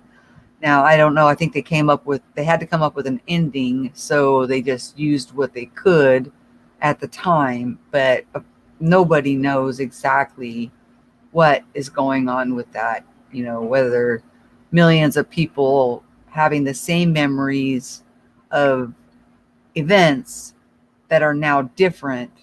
That's a hell of a phenomena. I mean, you can't make that up. That's not confabulation or anything like that, because a lot of us got affected by ourselves. There was no YouTube or no nothing when I was reading my Bible. It was just me and my Bible, and I was freaking out. So, it's as long as it didn't discredit what a lot of people are dealing with on a daily basis, and it makes you question your sanity. It really does. It certainly shows a different perspective. And like I said, there had to be a storyline put in there, or else, it would have been just a documentary. But it's got an interesting storyline plot tied in with it. But, hey, see it for yourself. And Kind of like a half and half. yeah. Yeah, it's too bad they didn't get somebody that knew a little bit more about like what the D wave is. I could say computers in general, but particularly the D wave process. Yeah, anyway. Because they had this, they put in this idea of creating it's almost like an algorithm, an endless algorithm or a calculation that just keeps calculating to overload it, right? Or something along them lines, and then to put that into the D wave. But that's not the way the D wave works. The D wave does not calculate. It is not actually a computer that processes numbers. It's not the way it works. It's just basically more like balance beams in there on a quantum level. And there is some numbers that come in and out, but that's more or less just for getting information in and out for the human. What's happening inside for processing is nothing like a computer processor. A computer processor just adds. That's all it does. It's all it knows how to do is add two numbers together, or flip them and add them, which is subtraction, or multiples of adding, which is multiplying, and doing multiples of subtraction, you can actually divide. That's all that a processor does. That's it, nothing else. And that's not how quantum processor works at all. A quantum processor is more like a balance beam thingy. It actually, you can use a quantum processor. If there's a website, you can use it. You get free time. Anybody in the world can get free time to run their program. Or it's not even a program. I shouldn't even say that. To run their equation, to solve the equation. Anybody can use it. I think you get 3 free seconds without paying, without signing up. But with 3 seconds of use on that processor, most equations you pop in, it's taken 1/10 of a second for it to compute. So you can do a lot. You can get a lot of use out of it with three free seconds. So yeah, anybody can use them. I don't think there's anything inherently bad about them. I think they may have been inherently created to be used for bad.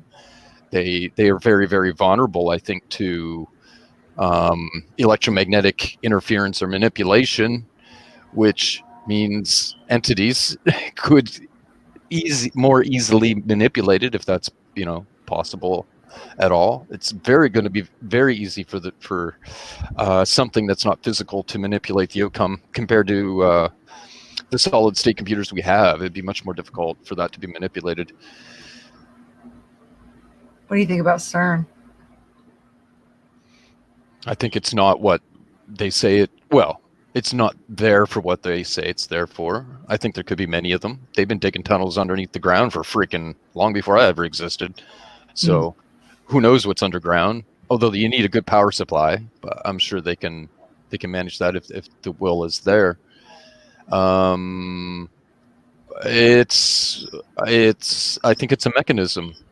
It doesn't just spin two particles around in a circle and collide them together and see an outcome. No, actually it throws bundles, you could say, groupings of particles, and it collides them in the 4 locations on the circle, the 4 quadrants of the circle, repetitively. It's very, very similar to a rotary motor. I'm not trying to say it's a motor by any means, but I'm referring to it looks very much like a mechanism. It goes bang, bang, bang around the circle continuously at a rate of speed which is absolutely phenomenal. And actually what they're claiming they're doing and then what they do, it doesn't even add up.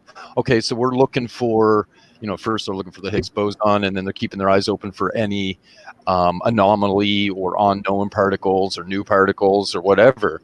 But every time you collide a bundle of particles with another one, well, for starters, you're colliding thousands, if not millions of particles to begin with, which is ionized hydrogen, I think. So it's some protons, they're calling them. I don't call them protons, but okay. Protons, neutrons, yeah, it would have been protons. Anyway, that they're claiming they're colliding. But when you collide them and they break, there's not really shit inside. It just breaks into little pieces. But let's go with their idea and say there's a bunch of little particles inside. The freaking morons. When you collide them, it's basically like 2 bubbles colliding, becoming a bunch of little bubbles, right? They're just little bubbles. That's like little examples or pieces of what was there. Anyway, when you do that, it's literally trillions of quantum particles that come out of every single collision. Trillions. Think about that. And they're taking digital images of how when they fly through the electromagnetic censoring units that are at each quadrant of the circle of the collider, the Atlas, the I forget the name of them. One's called Atlas, one's called it's the CMS, and whatever, 2 others. There's trillions, so you're taking digital images, and you take quite a number of digital images within a very, very, very short period of time. But still, we're only capable of taking images so quickly with our equipment, which is why we can miss particle. A particle can exist for a split moment and then not exist, which is basically gets dispersed back into the ether, if you ask me, but they don't say that. People are saying, oh, they're blinking in and out of time or in and out of existence. No, it's just dissipating into the ether, and then the electromagnetics sort of collecting back and popping back together to form another bubble again, right? It's all messed up. You just collided the shit together. It's all over the place. So anyway, but my point is they're taking pictures really, really, really, really fast of trillions and trillions and trillions of particles every single time there's a collision, but they're doing mad collisions per second. Like seriously, they're doing, I don't know, hundreds or thousands of collisions per second at 4 different locations around this collider. Like, how much data do you need? Like, there's more data. They openly admit humanity will never be able to examine all this data in lifetimes. It's impossible. So what they're saying they're doing is just BS. They're just saying they're looking for stuff, but you're not. How can you even look? Like, you're barely looking, right? You take a glance with that much data going by. I think that's just what they say. Interestingly enough, they do have this whole thing where there's this alarm system, right? They have an alarm system set up at CERN. So when they're colliding stuff, if there's an abnormal particle that comes up, I don't know if you want to call it a mutation, something that doesn't naturally exist in the known physical world, a particle comes around. They have programs that will try to help identify that, right? So you're not literally having a human looking at a screen. They have algorithms and stuff that are trying to see if something abnormal comes along. If it does catch something, literally, they have alarm bells like fire alarms and lights that go off, and it goes to this emergency freaking grouping of people that basically are likely going to decide to shut the thing down. And what they're saying, what they're claiming when they're talking about it, is that this would be probably a good thing because you discovered something new, right? From a scientific perspective, right? Oh, look, we got to catch this data. We got to look at it and analyze it. This is what they're claiming. I'm claiming, no, when they start mutating the physical world, oh damn, they don't know what they're doing, they better stop the machine before they really screw something up and people are walking everywhere on their hands or something, right? Or whatever, everybody has 3 eyeballs, we better turn this off because we're getting some mutations. And even people with 3 eyeballs, not a mutation, that would be fine. But you could get serious mutations happening, even only in the local vicinity of CERN, maybe, right? Who knows? I don't know. But yeah, they literally have an alarm system and bells that go off, and they can shut the system down quickly. So I think it's really simple. The collider's a magic wand, but although a magic wand's not what we think it is, there's nothing magic about the wand. It's just an item that people put their faith into, you could say, or exercise their energy through. So I guess if you were repeatedly use the same item, yeah, it could gain a little not power, but you could get better if you use the same item. No difference than if I run a BMX race and I get a brand new BMX bike. Well, the thing's crap to me. I'm not used to it, right? Mm-hmm. So if a magic wand would be similar, right? If you're doing things metaphysical, quote unquote black magic or whatever, you use the same item, it's going to work better for you over time. And I think that's all it is. It's just a giant magic wand, but really a magic wand in the sense that they're sending a vibration into the ether, into reality. And that's what a wand does. That's why when you watch Mary Poppins, or I don't know, a couple of those ones, even Harry Potter, they always talk about when you speak the wand, you got to do it at the right timing, right? It has to be that right moment, the right feeling, the right timing of the shake of the stick, and blah blah. Well, yeah, you need to put the recipe or the impact or the impression into reality at the same moment that you send a shockwave through it, because you're shaking it, which means it becomes more malleable, right? And I think that's essentially what they're doing. Their explosions, which is collisions, is causing ripples through the ether, and now the ether becomes more malleable, and they can do their crap magic that they've been doing for dogs' ages. You got to understand that with the occult. I mean, this is my belief, or my view, is with the occult, or with the Mandela effect and the occult. Even if you grew up in a mid-level occult family, to you, it's just like, yeah, they're just doing magic. It's no big deal. That's why certain people, I won't mention any names, but if people think back long enough, they might come up with somebody that was an older person that they don't actually, I mean, often they wouldn't think that geography is really Mandela effect. Why not? Well, that's pretty big magic, right? Mm-hmm. Well, yeah, you can change what people think. You can make people do things. You can change some articles in their hand. Well, you can't change the world with magic. Come on now. You can't move continents around. Well, guess what? It's moved. Now, I'm not saying that was done intentionally, because I think a lot of changes are unintentional and consequences of messing with stuff. And the fact that touching. Mm-hmm. Yeah, and the fact that the rest of the world is here having an effect on it at the same time, and whatever other interference or whatever is happening from sort of the angelic realm that might be influencing as well, some stuff to wake people up. It's a big mess, I really think. And they softened it up by calling it, they're looking for the God particle. It isn't. That's just what they named it. Yeah, but that's what I'm saying. They make it sound so soft and sweet. We're looking for the God particle. No, if you want to look for the God particle, look at flowers grow. Look at animals. Look at this place this beautiful place we're dwelling. We don't need to be destructive to find God. Right. Sure. Yep. Oh, they don't want to find God. They want to be God. Right. Yeah. That is the plan, to be the gods of this world, which they're doing a pretty good job right now. Who really knows at what level it's really at? I don't know. Dang. Well, I gotta say, you got me thinking about having the third eye. Not that one. Well, no. If I had a third eye, I hope that it would be fully functional, and I would like to have it on the back of my hand so I can move it around like a camera, and I can see everything that's going on. I can see my back, and then, of course, I can, Oh, okay. Make sure when I give myself a haircut, like I can see the back of my hair, and I won't, totally mess up on it. But yeah, no, I'm kidding, of course, but for some reason you'll shoot your eye out. The the peeping Tom thing comes to mind with that. Like, hey, how you doing? You wave your hand over the face. Hey, that's a nice shirt you got. Oh my god. There we go again. Sorry, it's, you know, It's all right. Leave it to me to bring it to something silly anyway. So, and for me to pervert it. You mean me? No. Okay, because I was thinking you know, there's another thing that's referred to as their third eye, so you know, and that males have. Yeah. Oh, that I thought you meant in the brain. oh, yeah. Yeah, that already moves around. Yeah, it's got its own mind. It's got its own brain, let alone its own little eye.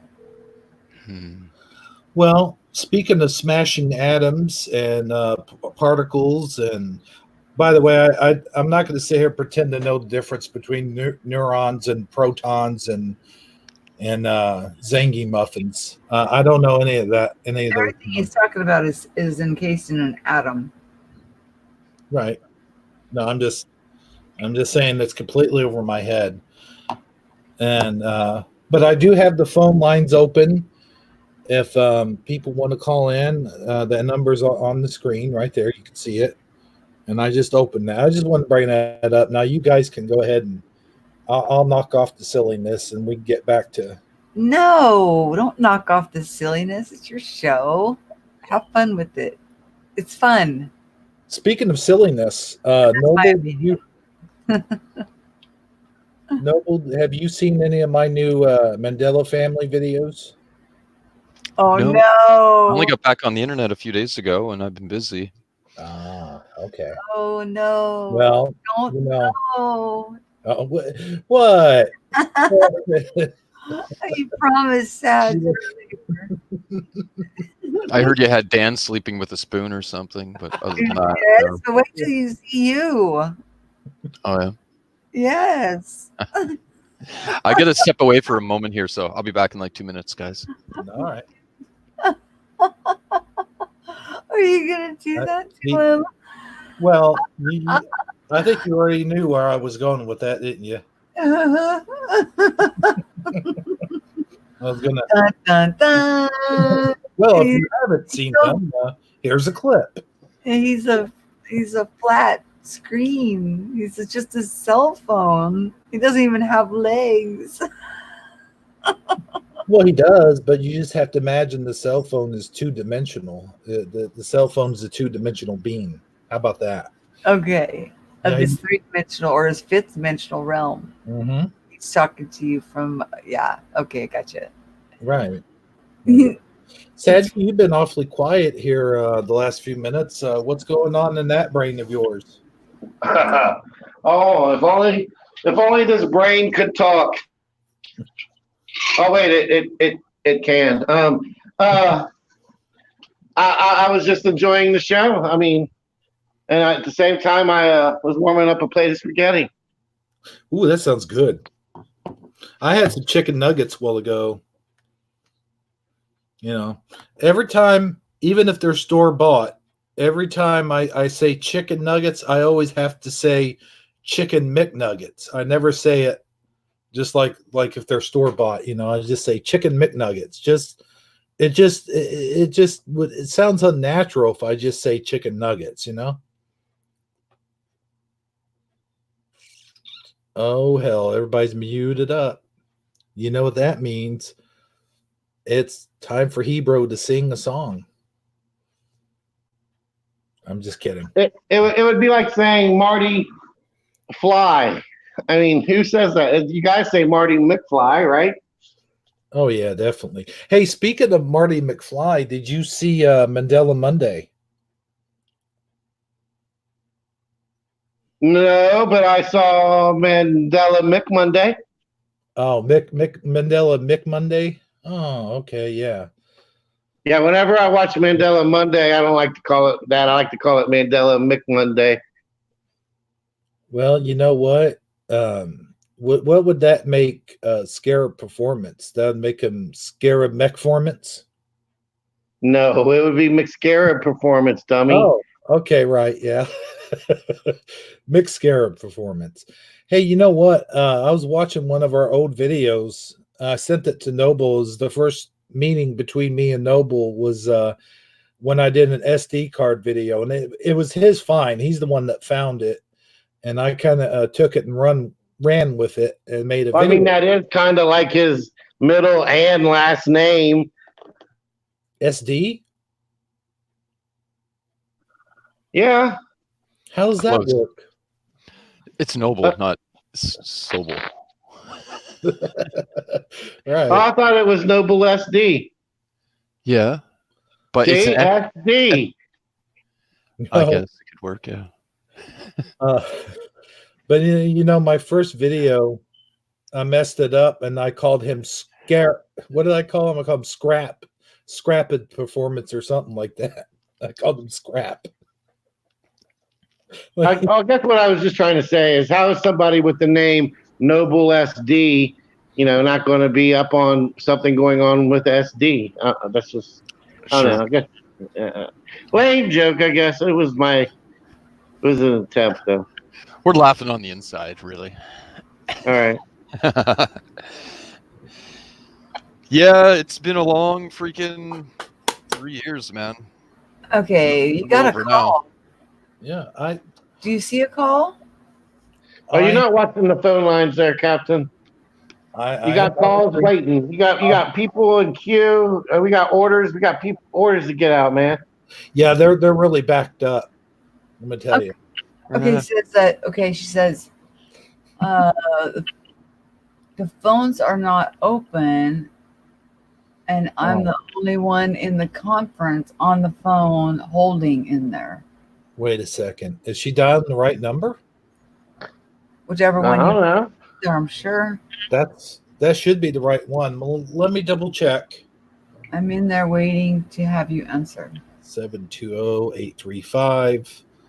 Oh, no wonder. Yeah, that would do it. Oh, It's the wrong number. Hang up, honey. He's gonna put the right one up now.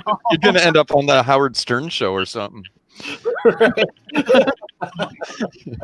Yeah, you never know what you're gonna get. What topic they're talking about? Oh my god. Yeah, hopefully that particular branch of the CIA is out to lunch at the time. 83562. I think this is it here. There we go. Wait, Hey, I noticed you changed your number. wait. No, that's the wrong. Wait. That's the one you had up the other day, and it came through your line. Oh yeah, that's okay. That's the right number right there. There we go. All right, we got straightened out now. Okay. Hey, it's Taco Tuesday. You know, anything can happen. Anything, even Noble popping in. Well, how nice. Right. So, were you going to play a clip there, Hebrew? Is that what you were planning before he exited there briefly? You forced him to not do that. Sad. I was thinking about it, but he can watch it on his own time. You know. But you know what, Noble, you're not the only one that is taking a break. I mean, like, I've majorly stepped back for a while. I've made a couple here recently, but it's just, sometimes we just need to step away. Just to have some time to ourselves. Yeah, I have some to get caught up on other things or get away for a bit. Recently, it was just my internet was down for like a month. Ooh. I had a question though. I mean, did you find it hard not having internet? I mean, because I'm sure there was some type of withdrawal process, a separation anxiety or what have you. No, I like not having the internet for a bit just because it's been a busy few years, but it is annoying when something comes up and you're like, you need to want to research a possible Mandela effect change. Something comes up, you're questioning it, but you can't look. So you got to put it on the back burner till you can look into it. It happened to me with 3 things. I had Blueberry Hill. I'm like, that's not how the song goes, or it isn't supposed to sound like that. And then it turned out it's a difference between Fats Domino and Louis Armstrong singing it, and I never knew the two of them did it. Right? I thought it was only one. So But I had like 2 or 3 things at least that I was really holding off being able to research or look into very basically. And so, yeah, I mean, it does suck sometimes, but it's good to have a break from it. Yes, mine was a Yeah. deliberate break. So I just needed to step away and just have some time. And also with all the changes and stuff, let YouTube, the free music that's no longer free, like they copyright it right after and all their weird stuff that's going on. Just give them time to do their crap. And I had stuff to do, so I had a lot on my plate over the holidays, and YouTube and the internet was not a top priority at that time. Right. So you just kind of step away, and stick with promises you make, of course. But it's just backed away from my channel, and even viewing a lot of people. I just viewed very, very few content creators. Even, I mean, I just really stepped back. So, and it helps clear your mind a little bit, instead of hearing all these different voices, and the drama and all that stuff. It was really nice to take a little break. Yes. So I'm with you on that, but know that now that with going without the internet for a month, probably were almost reluctant to get it fixed. There's a Mandela effect change that I ran into, or a topic I ran into last night from somebody's YouTube video. What's this girl's name? I've seen her around before. I think she's British. Helena Skygazer, the Frosty. Oh yeah. I know her. Yeah, I'm subscribed to her. She did a short little 1-minute thing. I think she was listening to some other live stream. Who was a part of that? I'm trying to remember. I can't remember who was bringing it up. Oh dear. Anyway, some people were talking about it. She heard something about something. Oh, I think Brian McFarlane might have been a part of some live stream. He was one of the people, and somebody else recently or something. I don't know. Anyway, the name of the book in the Back to the Future. Has anyone heard this brought up yet? No, I haven't. What is the name of the book? At the end of the movie, the dad has it's all like like wealthy and doing good in life, and Biff is their bitch, and he brings in the boxes of outer books, space. right? There's a space, definitely likely a space word in it. Yeah. Yeah. I don't know. And I just watched that not too long I've seen this 10,000 times, and Yeah, I don't me think too. I've really paid too much attention to the book cover, but I know he got the idea from when Marty dressed up as the guy from space, and he's like, I'm Darth Vader from the planet Vulcan. Yeah. Right. Mixing his genre. Okay. I'll give you a multiple choice. I just gotta find the image. That could be difficult. It's somewhere on my desktop, and man, my desktop. Oh, there it is. Novel and Back to the Future. Okay, so Is it on your channel? Have you posted it? no. I'm just gonna look at an image here. So the movie currently, nobody says the title in the movie, and I kind of thought they did, but maybe they didn't. So it isn't verbally said. It's only an image that goes by in the movie when they hold the book up a little or something, tip it up out of the box. But I will give you a multiple choice. I'm just waiting for my photo viewer to process and pop up here. And I need a new computer. Like my poor laptop has just been cooking for 3 years here. I wasn't a real big computer guy. Okay, so because funny, I even found a website that has questions. And number 2 is, what was the name of George McFly's first novel in Back to the Future?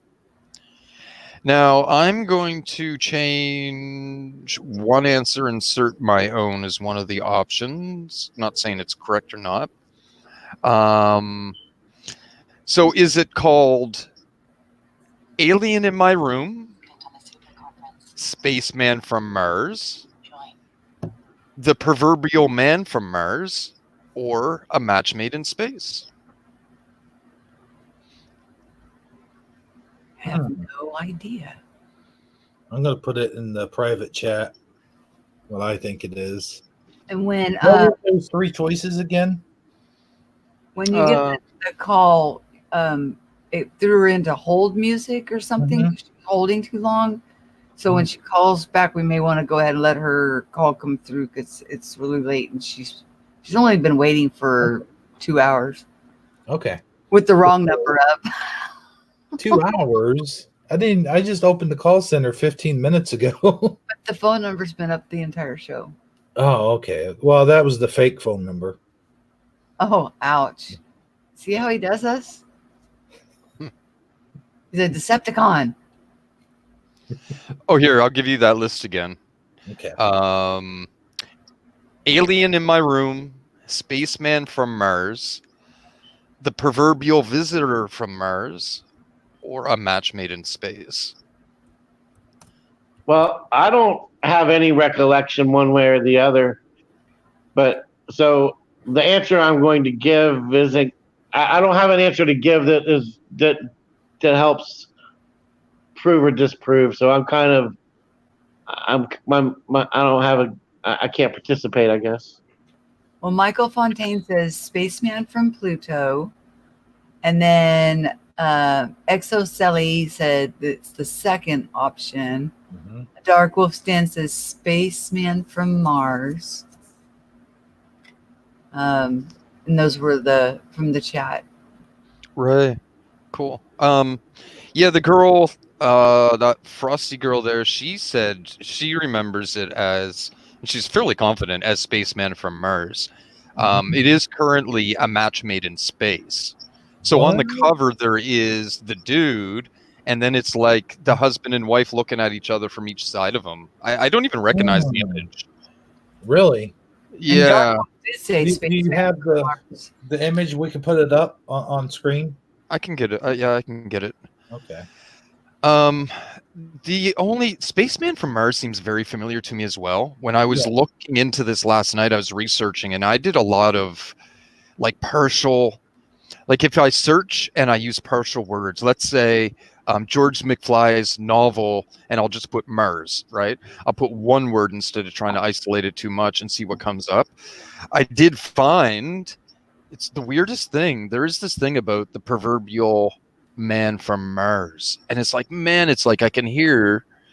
It's almost like I have a memory of him saying that, Marty's dad saying that, the word proverbial. I'm not sure, but then I also question if Spaceman from Mars, if that was said somewhere else in the movie when he first crashes in and whatnot or something. So, but I'm not sure. Anyway, yeah, I got an image. The image was on a comic book also, I think, when they were in the barn. Like the little kid was looking at the comic book, and when he looked up, it was the exact suit that Marty was wearing. Do you remember that? Yep, vaguely. I mean, I know of it. Yeah. I'm wondering if that cover was on there. If he got the idea from that comic book, perhaps. I don't know. No, because it was the dad that wrote the book, right? Right. And this is from one when he comes back and has the truck in the garage. Okay, I'll have to look. I'm actually kind of 50-50 if this is a change or not. It's difficult for me, but the image seems weird too. So, let's see here. I'm going to throw this on screen. Okay. I'll let you know when I've. Okay, there we go. Oops. What's it doing? It's going in circles.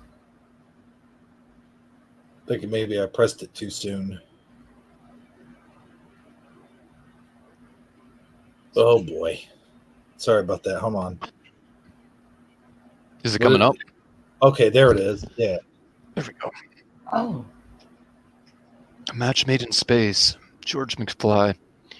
See, I don't remember two people being on the book with the dude. That's weird to me. No, I just remember just the guy. Yeah. Yeah, and I only know of a concept of like a man from space, or somebody coming from space, right? I don't remember it being about multiple people or love or anything or matchmaking. It's weird to me. But given the premise of the movie, though, Yeah, that's what I was going to say. I mean, with Marty's like whole mission being to make that match, I can see how that could be a possible title for the book. That's right. Yeah, definitely it fits totally for the movie. That's why I'm really kind of split, like if this is a change, if there's a change or not. But I have a vague memory of the book actually saying from Pluto. there was some Pluto stuff that came up as well, but not that it was relating to this novel per se. But yeah, I can't remember exactly. It's funny that you guys brought up Pluto, though. The A man comic from book at Pluto the or something. barn had a saucer on it, and and with the same like outfit that Marty was wearing. You know, when the kid walked out and he's like, "No, it's UFO," and then they tried to shoot him, and then he just drove out of there because they said he's starting to replicate already and look like us, the little kid. Right. Okay. Okay. But I don't remember the two people on that comic book that the kid was looking at. I remember a flying saucer in the background. This is the book at the end of the movie. You know that, right? Oh, George McFly had written a novel, and of course it was only he did this when he was successful, once the past was changed. So yeah, this came up in the final scene of the movie, that these boxes of books showed up at the door. Huh. It's interesting anyway, nonetheless. I can't find any solid proof of anything one way or the other as far as the change goes. But the one I did, I'll try to find it here at some point, but there was a website that was like, it was talking about Back to the Future and then the novel, and then it says something like, if I was a proverbial man from space. Or from Mars. If I was a proverbial man from Mars. And when I read that, I'm like, man, that sounds familiar. Like the proverbial word and Marty's dad saying that word. Like it just seems very familiar. I'm not sure if I have a memory of that, but it seems very familiar. So that's why I put that in the options. Like, I think that might be an option of a possibility. The way the article's written, it's like that terminology may exist in the movie, right? Or may have been the title of the book, the way that it was said in the article. I don't know. That movie's a treasure trove of all kinds of anomalies. Yeah, and you know what? I think it's been changing anyway. All the 9/11 stuff and the twin trees and all this, and Twin Pine Mall, and then when he comes back, it's the One Pine Mall or something like that. Yeah, and the 9/11 on the clocks and 9/11 everywhere. I think it was a good possibility that wasn't even like that originally. That changed as time went on. Interesting. Mandela effects, right? Like people think that it's done, and that holds the same with the Mandela effect. But okay, so there are things done by the people doing things, right, to kind of tell on themselves or to tell us before they do it or whatever the deal is. Yes, it happens. It seems to. So when we see anything like that, we think that's what it is, but it may not be, because the Mandela effect's very similar in many cases, that it's like it's showing information. So there'll be a lot of bad stuff. Let's say the lion and the lamb is the wolf and the lamb. Is that bad? Well, to a lot of Christians initially, it seems horrific. You just turn the lamb into an evil wolf? What the hell? Yeah. But is the wolf laying with the lamb? Well, maybe that holds some truth. Maybe it's trying to tell us something. I say it's not really a consciousness, but maybe there is truth to that. And yes, the truth may not be pretty, but it's better than not knowing the truth. Right. And I think a lot of Mandela, that's what it is. There's a lot of truth coming out. And I think some of the changes are straight up intentional. Not many of them that we see. Most of what we see, I think, is unintentional and an indirect consequence of other actions being taken, and therefore actually end up showing some truth. It just sort of oozes out of reality or out of conscious, the conscious angle or connection to reality, that it's just coming into fruition or manifests or whatever. It's showing a lot. It's the truth, and that can't be beat. Like Satan's minions can't beat that, and that's why I think that's what the FEMA camps were for. Oh. Well, not us, not our community, for the Mandela effect scenario. I think it's quite possible. I cut out there, didn't I? Sorry about that, but I do have a clip here of that particular part of the movie. If you want, I could play it. Well, you might somebody get hit. on hold on the phone Oh, again. The same person keeps trying to call and they can't get through. But I was just about to explain that it's on a different screen than what you're looking at, so it makes it difficult, for you to see all the screens at once. why don't I play this scene real quick, and then we'll get to that call. So just hang in there. I know it's Vivian, so just hang in there, Vivian. Just for a little bit longer. Do you guys see my screen? Yes. All right. I'm going to go ahead and play that clip, and here we go. I'm not your answering service. Second of all, somebody named Greg or Craig called you just a little while ago. But which one was it, Greg or Let's see. Craig? I don't know I can't keep up with all of your boyfriends. Hey, where this is. Hold on. Let me what the fast hell is forward it. this? Let's see where we can get the. This is the movie that D-Live gave me a 7-day. No. Mom, you look so thin. thank you, Marty. Hold on. Let's see where. George. I think it's coming up Morning, here. sleepyhead. Let me get to that. I might or might not get a strike. I don't know, but did I pass it up? Let's see here. No, it's right after this, isn't it? I thought he said it was a box of books. Here we go. Hi, Marty. I think it's your new book. Here we go. I don't remember this at all. Your first novel. There it is. Like I've always told you, you put your mind to it, you can accomplish anything. Hold on a second. Oh, Marty, here's your keys. You're all like. Let me rewind that. That just says match in space, doesn't it? Match made in space. Novel. That doesn't say anything about. Oh yeah. Wait.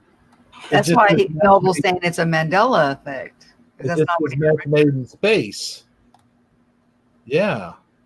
Do you guys see that? space time.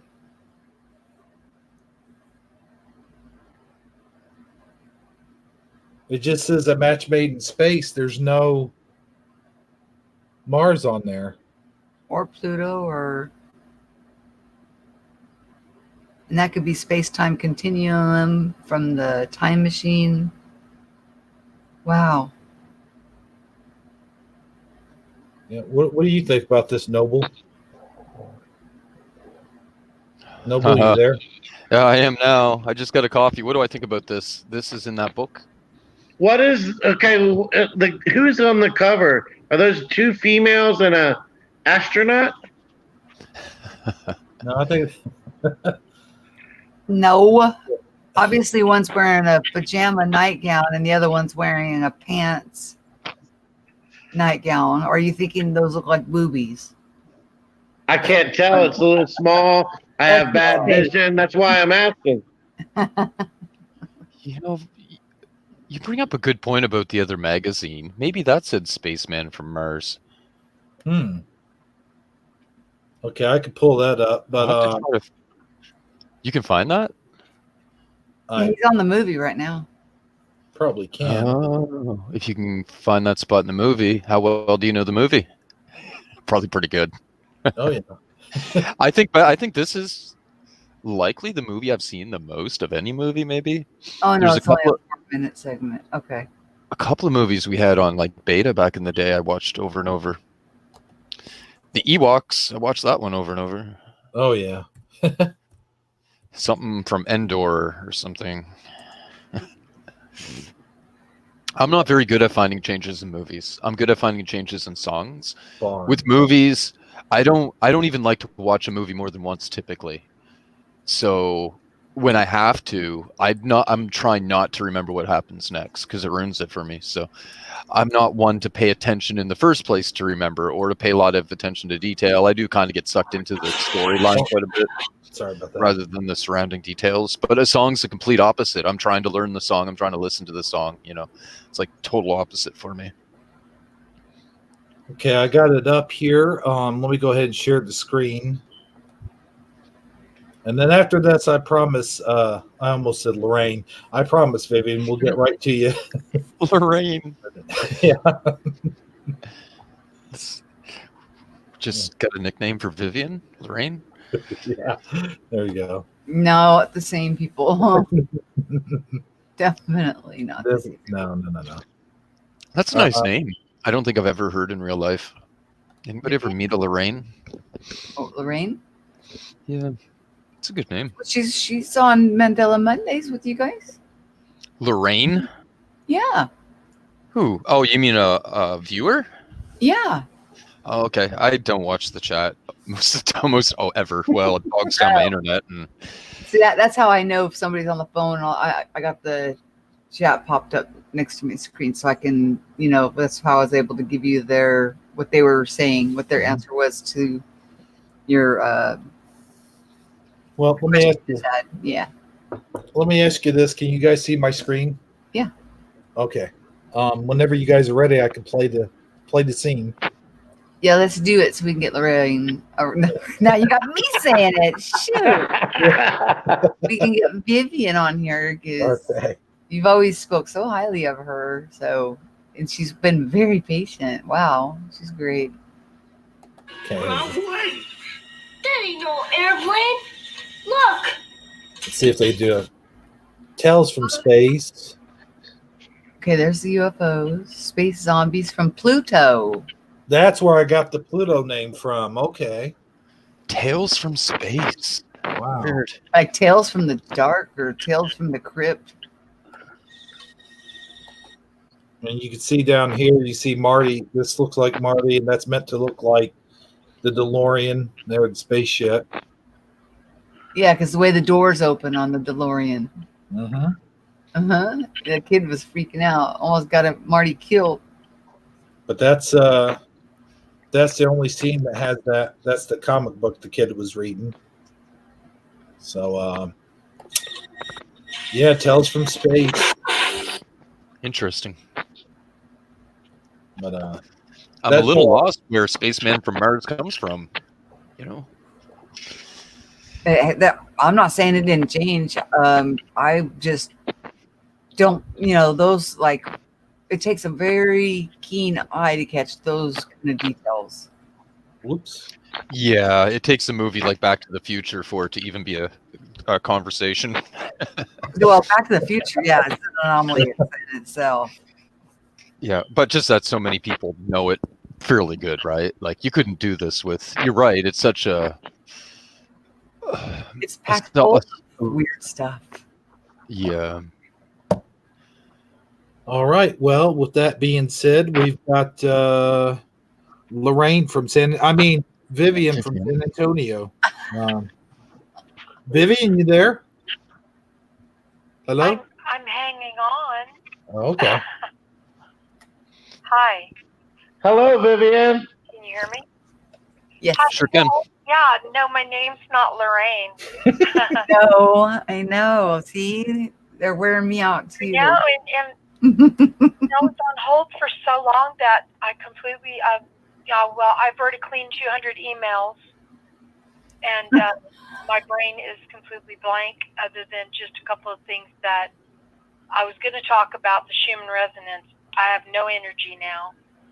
And the Schumann drained it from you. Do what? The Schumann drained all your energy out.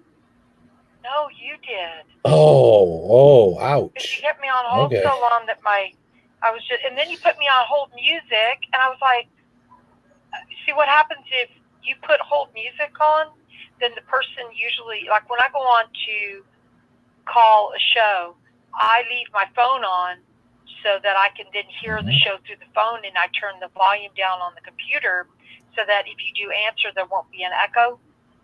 So then I couldn't hear the show, so I had to hang up. And then I thought, well, Hebrew doesn't want me to call his show. Oh, no. That wasn't it. You sure? Because I'm feeling some energy tonight. And Oh yeah. Plus, I mean, he gave you. Plus, he put up a fake number. You could probably, just a suggestion, let them in, and then they can just sit and listen to y'all chat, and interject a little, Yeah, there is an area in the setup where you can remove the hold music. And then they just skip, because you can hold up to 5 people in there on hold or more, and they can hear the entire show, and they just stay in there on mute until you're ready to unmute them. So, but yeah, about the Schumann, and there was other things that you were. When I first called in, I could hear the show the first number I called, it had a completely different PIN number. And so I was like, it said, nobody else is in this conference but you. And I'm like, really? Wow, this is weird. You were crank calling Armor Up, I think. There you go. She was. That's his number. Oh, is that the one he uses? Yes. Oh, okay. Dance show. No, it's the one that comes when Armor Up is on here and the calls come through Armor Up, and that's the number and the PIN. Because I was like, oh, Hebrew changed his number. No, he just got his own account. But it's okay. He'll figure it out. But yeah, you can uncheck that box and get rid of that hold music so they can hear the show. Well, I was listening to it, and then it seemed like somebody switched me over to the hold music. It was weird. No. It was just weird. It's like I was listening to the show through it, and then I was like, okay, well, I can't do hold music and listen to the show at the same time. There's no way. I'm not that good. That's how tired I am tonight. I mean, I was already sleepy when I was talking to you earlier. I was already literally, when you dinged me earlier, I was sitting at my desk watching this lady make these, what they call junk pizzas. And, of course, I'm not going to eat one of them. She's making all kinds of ravioli pizzas, all kinds of pizzas. And I literally, that sounds good. My head was leaning on my front of my computer, just leaning there. I was thinking, why don't I just get up and go to bed? And then I can't believe I made it this long. So, yeah. Well, and the moon phases. A little bit.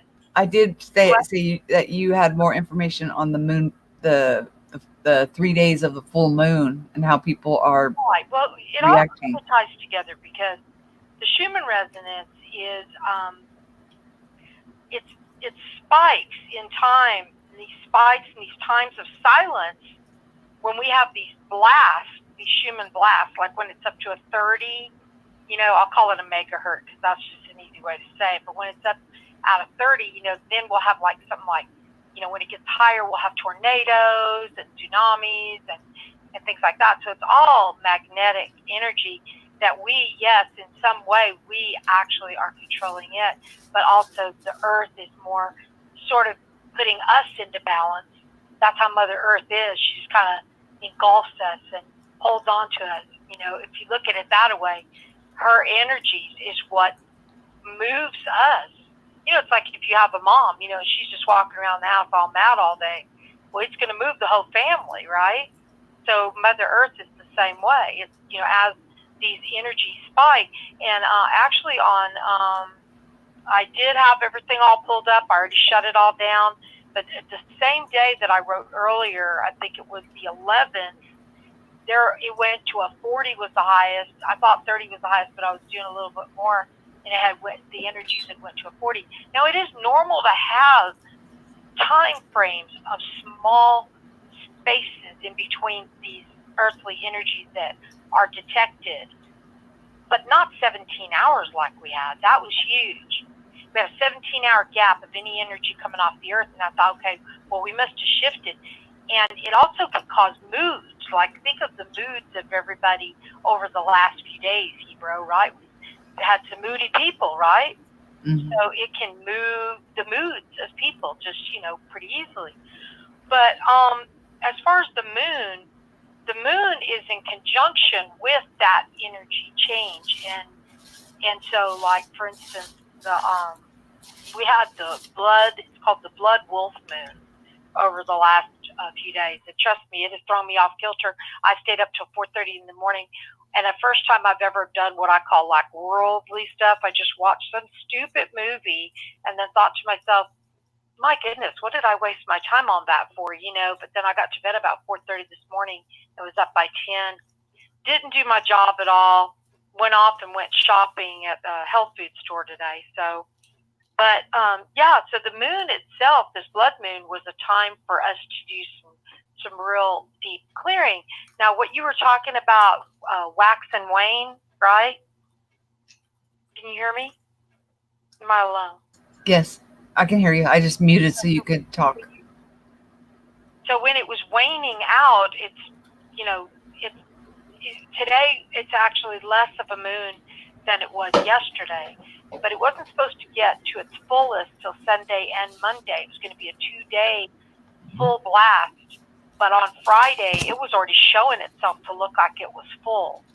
You know, that was what was really weird. It was just out there, in fact, it was right above my house. I felt like it was just like beaming down, draining my energy or something. But it was bringing people through. You know, I went through a lot of clearing during this last few days myself. You know, just changing and different shifting of energy. You know, but that's what that moon is all about. It's like resetting us for, along with the Schumann resonance. But the wolf moon was also really close to helping us heal wounds that were deeper in us that we need to let go of. That's what the wolf moon's about. So that's kind of what I was going to share. But I also thought about what Nobleness was saying about, it was really weird. I had called in about 4 months ago to Dan's show and told him that there was that new change where it had said, it no longer said shall. It had went to the lion. Instead of the lion shall lie down with the lamb, it went to the wolf shall dwell with the lamb, and then shall fell off, and it became the wolf will, and then it went to the wolf will also. And when I got on that show that night, it was like Dan and Fizzy completely forgot that I had ever called in and told them that. Like a few weeks later, do you remember that, Nobleness? Yep. Yeah, I remember. You do? Yeah. Sure. Yeah. Yeah, I was Not that I can listening. remember the way I it was went. listening. I was listening that night. And the call you're referring to, I remember them not remembering as well.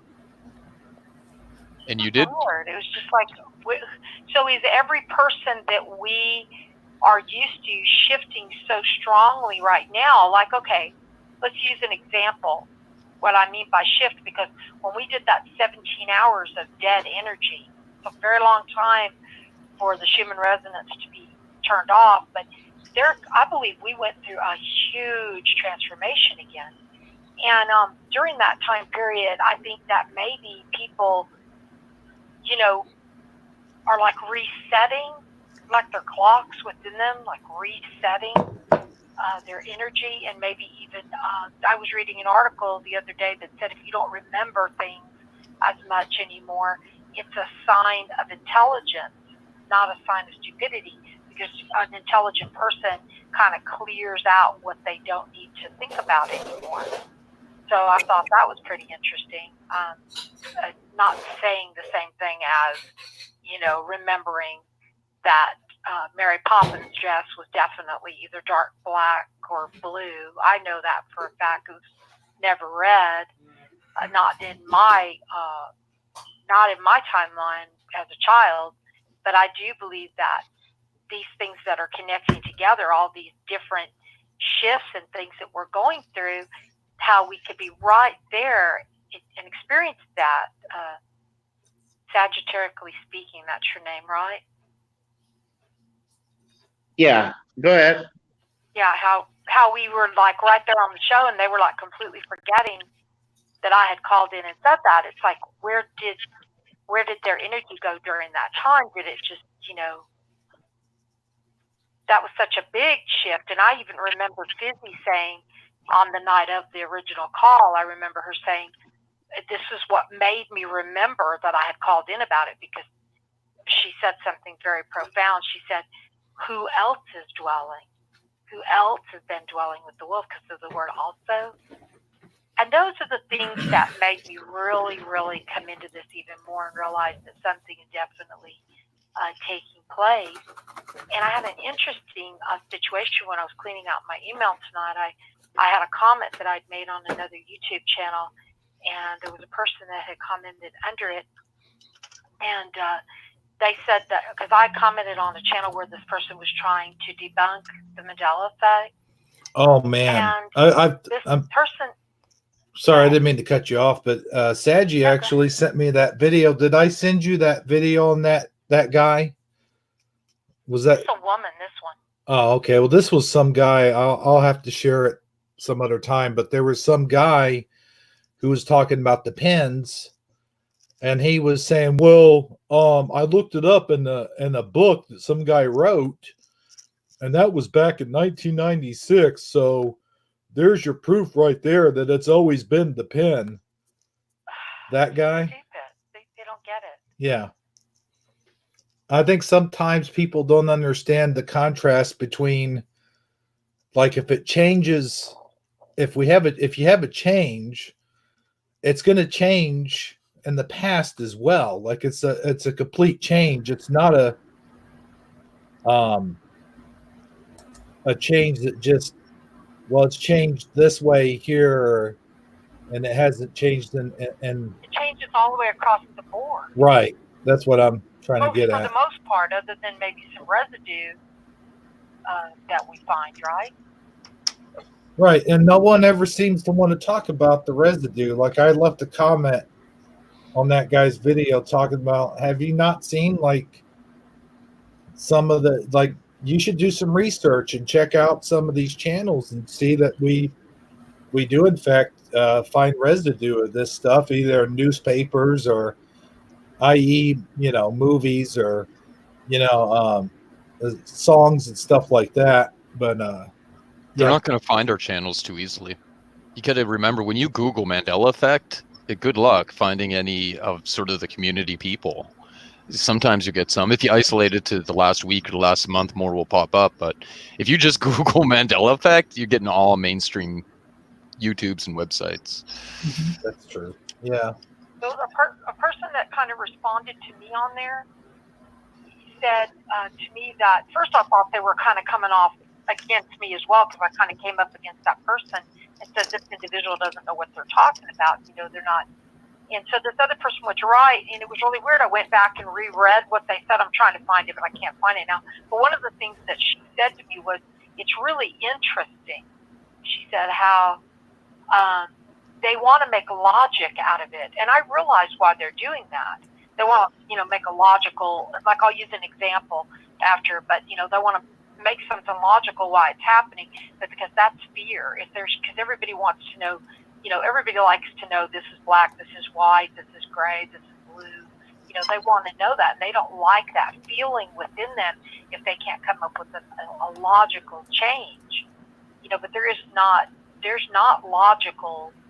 None of this is logical. It's not something that you can put logic to it, other than, sometimes I think, well, maybe it's just the state of confusion that we are put into, even biblically, like say toward the last days. It talks about, and again, to me, I don't believe that heaven is apart from the earth. I believe it's a dimension within the same space. That everybody has their own, I'm sure, their own way of seeing God or their own way of believing. But it's pretty amazing that somebody can take something and say, well, I want to find logic. Like, what kind of logic I found was on the Liberty Bell. I knew Pennsylvania was spelled with one N when I was younger, and then all of a sudden I found it on the Liberty Bell spelled with one N, and then this guy comes in and says, well, there's this article here saying why it was one N. I said, well, how do you explain it spelled with one N on the Constitution then? Because it's on our Constitution. It's written Pennsylvania with one N. And Pennsylvania was named after William Penn, who is now two N's instead of one. But what the the really cool thing that happened to me the other day was I was in a beauty parlor doing my nails, and this African American woman was sitting there, just chatting away with me. And she started telling me that she believed, we're not alone. And she started talking about, alien things that she's seen. So I thought, okay, well, I can go there, and she can go there. So I showed her a picture. I asked her what color Eli Whitney was, who created the cotton gin, and she said he was a black man. And I showed her the picture of him, and she almost had a heart attack. He's white now. And she was a 67-year-old woman. So I'm sure she would remember, right? Well, you would think, but I mean, it doesn't always happen that way. I have a friend of mine who's in his 60s, and I was trying to explain the John F. Kennedy, the whole the car thing, how many seats were in the car, and this and that, and this was a long time ago. But anyway, so he remembers the way it is, or the way it is now, the number of seats that are there now, which I think is what, like, it's a 6-seater now, when everyone else remembers just like a 4-seater. I remember 4-seater. Really? I mean, oh yeah, that's Yeah, I'm a 4-seater too. Yeah. Because the guy, even on Seinfeld, they made a joke about the magic bullet. It did this and then curved around this way and did this and then hit me through with Kramer and Jerry. So the satire fits along with my memories. Yeah, because the 6-seater essentially eliminates the need for the magic bullet, right? There apparently is multiple shots now. Yeah. Also. Yeah, the new reality, there would be no need for a magical bullet to even ever be talked about, is what that's what you're saying, though. Right. I'm just trying to clarify. That's all. Yeah, and I mean it's pretty funny, but they're really taking jabs at that story narrative that they're trying to get everybody to believe about this magical bullet that went through the one shoulder and then through President Kennedy, and then it turned around and did something else and hit him in a different location in his body. So it that's why they were calling it the magic bullet theory. But they were talking about it was a loogie. Something happened with George and Kramer, but it went along with the narrative of what happened, or what they were trying to tell us happened with the Kennedy, with the 4-seater vehicle, the magic bullet, because the grassy knoll shooter, they were trying to dismiss that. Right. They don't even bring up the grassy knoll anymore. It's not even in it, like in the old conspiracy, like the one you learn about in grade school or whatever. When I grew up, the grassy knoll was like the main part of the whole conspiracy, the whole plot, was he the second shooter, blah blah blah. But now that in the grassy knoll's hardly even mentioned. It's like an afterthought. Right. Yeah. Really? I don't hear anything about that either anymore. The grassy knoll's an afterthought now? I thought the grassy knoll was a big thing. It was, but they're not talking about it anymore. Really? It's a 6-seater vehicle. There were 6 people in the car. The car is, if you really look into the details of it with the date and everything that this happened was 63. Well, the vehicle that they were in wasn't even manufactured yet, but it is now in this reality. But that was one of the first easy things to pick out, was that model was not even manufactured until a few years later. So it wasn't too far off. It was only a couple years, but it wasn't even manufactured yet. Please upgrade your account to remove conference limits. Your conference is about to end with me, so let me say bye so I can, just kind of get out of the space. You know what I mean? and without just being hung up on. And Yeah, I'm I'll sorry sit about here and that. listen to y'all. I'll listen to y'all talk, and yeah, I'm glad you got around to answering your phone, Hebrew. Well, You can reset it if you want to call back. We Okay. did wait an awful long time. What do you think, Hebrew? yeah, if it gets dropped, we can. Yeah. Okay, if it they said it's about to drop, so if it does, I'll just dial back if the show's still going. Okay, so keep on where y'all were before that lady interrupted us. Telling us that that phone was going to end. Did y'all all hear it? Yeah, I heard it. Me that heard it. Oh, okay. Okay. So, Noble, do you have anything to weigh in on this? I stepped away for a moment. We were talking about the Kennedy car and the grassy knoll, and how so much of these things aren't even brought up anymore.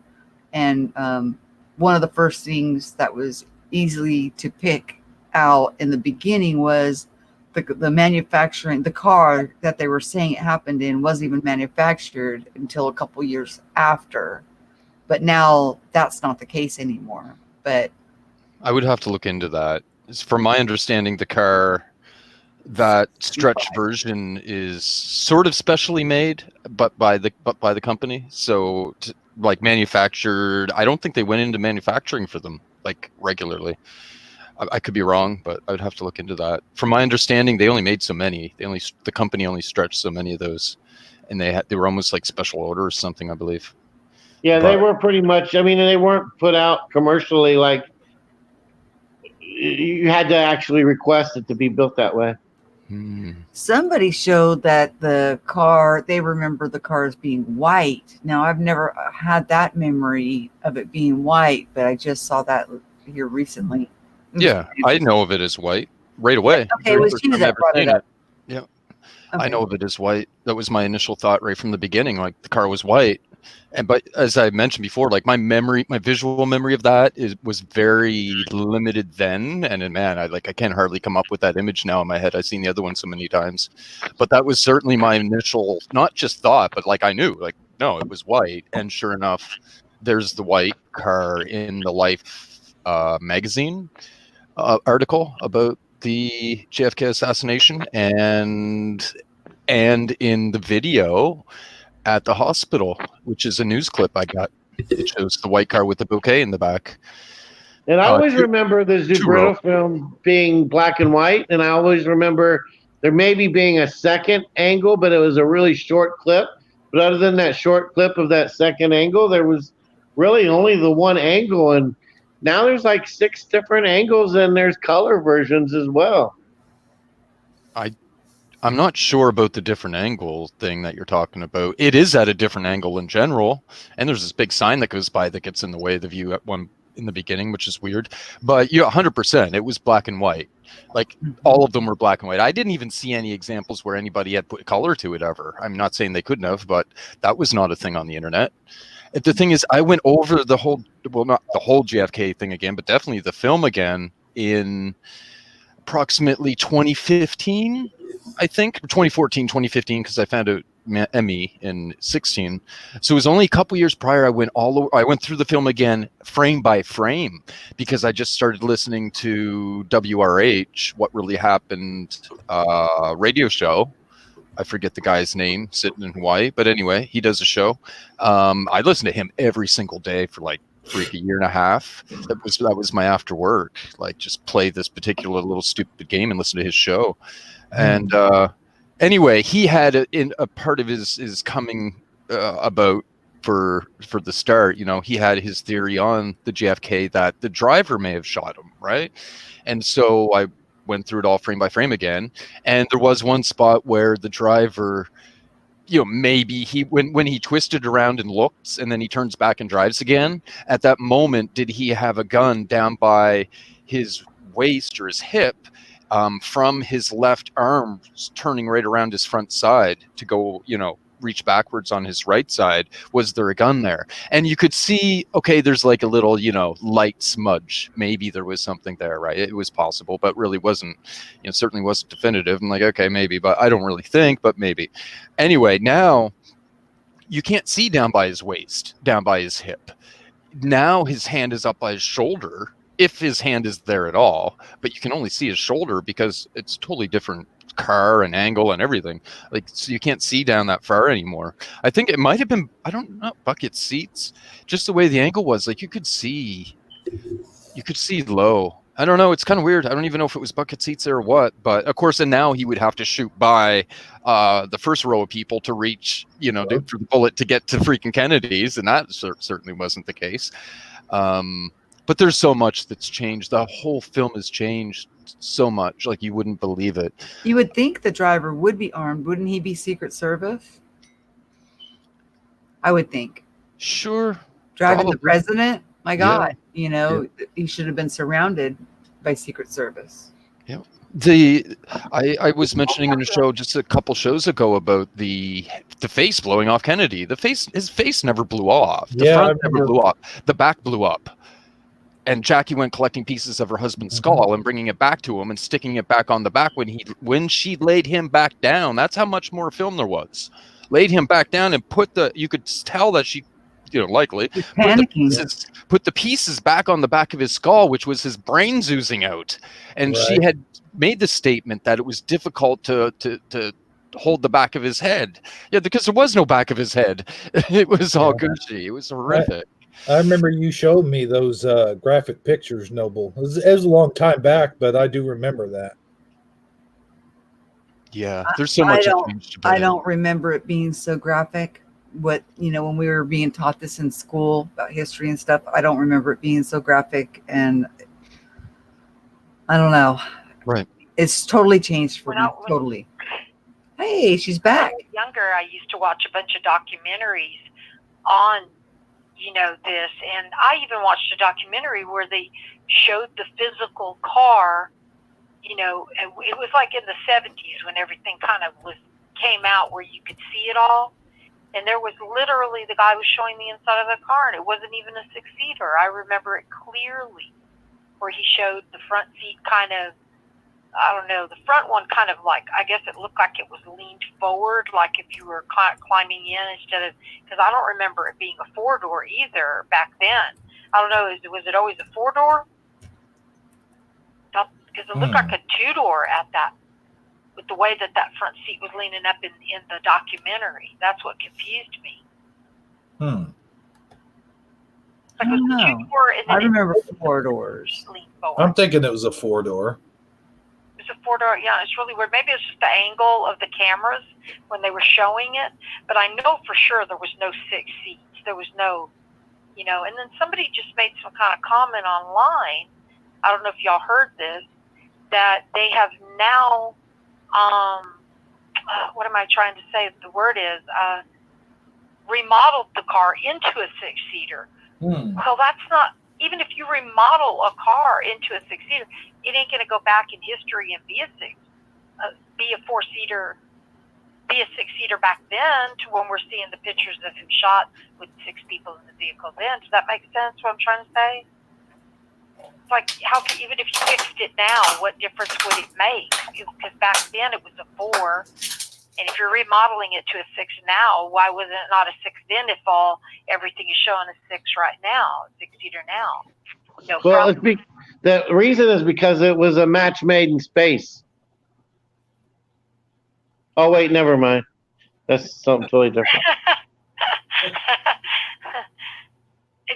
As far as, I know not to change the subject, but on that, the Mandela Effect movie, I bought it so I could watch it, numerous times on Prime. And the first time I watched it, there was parts of it that really didn't sink in. And then when I watched it the second time, that is when it was even more so where that part where he's driving in the dark, and it's sort of like he's in a computer maze while he's driving. And there was so much that registered to me at that point. I mean, I can't even put it into words because my brain is too dead from, not getting any sleep. But yeah, that was weird. I don't know what happened with, That's not a big surprise. It just freaks me out because I know there was only 4 people in that car, but there's a few people in the Mandela Effect community that I've talked to on Dan's show that are 6-seater people still, they're seeing.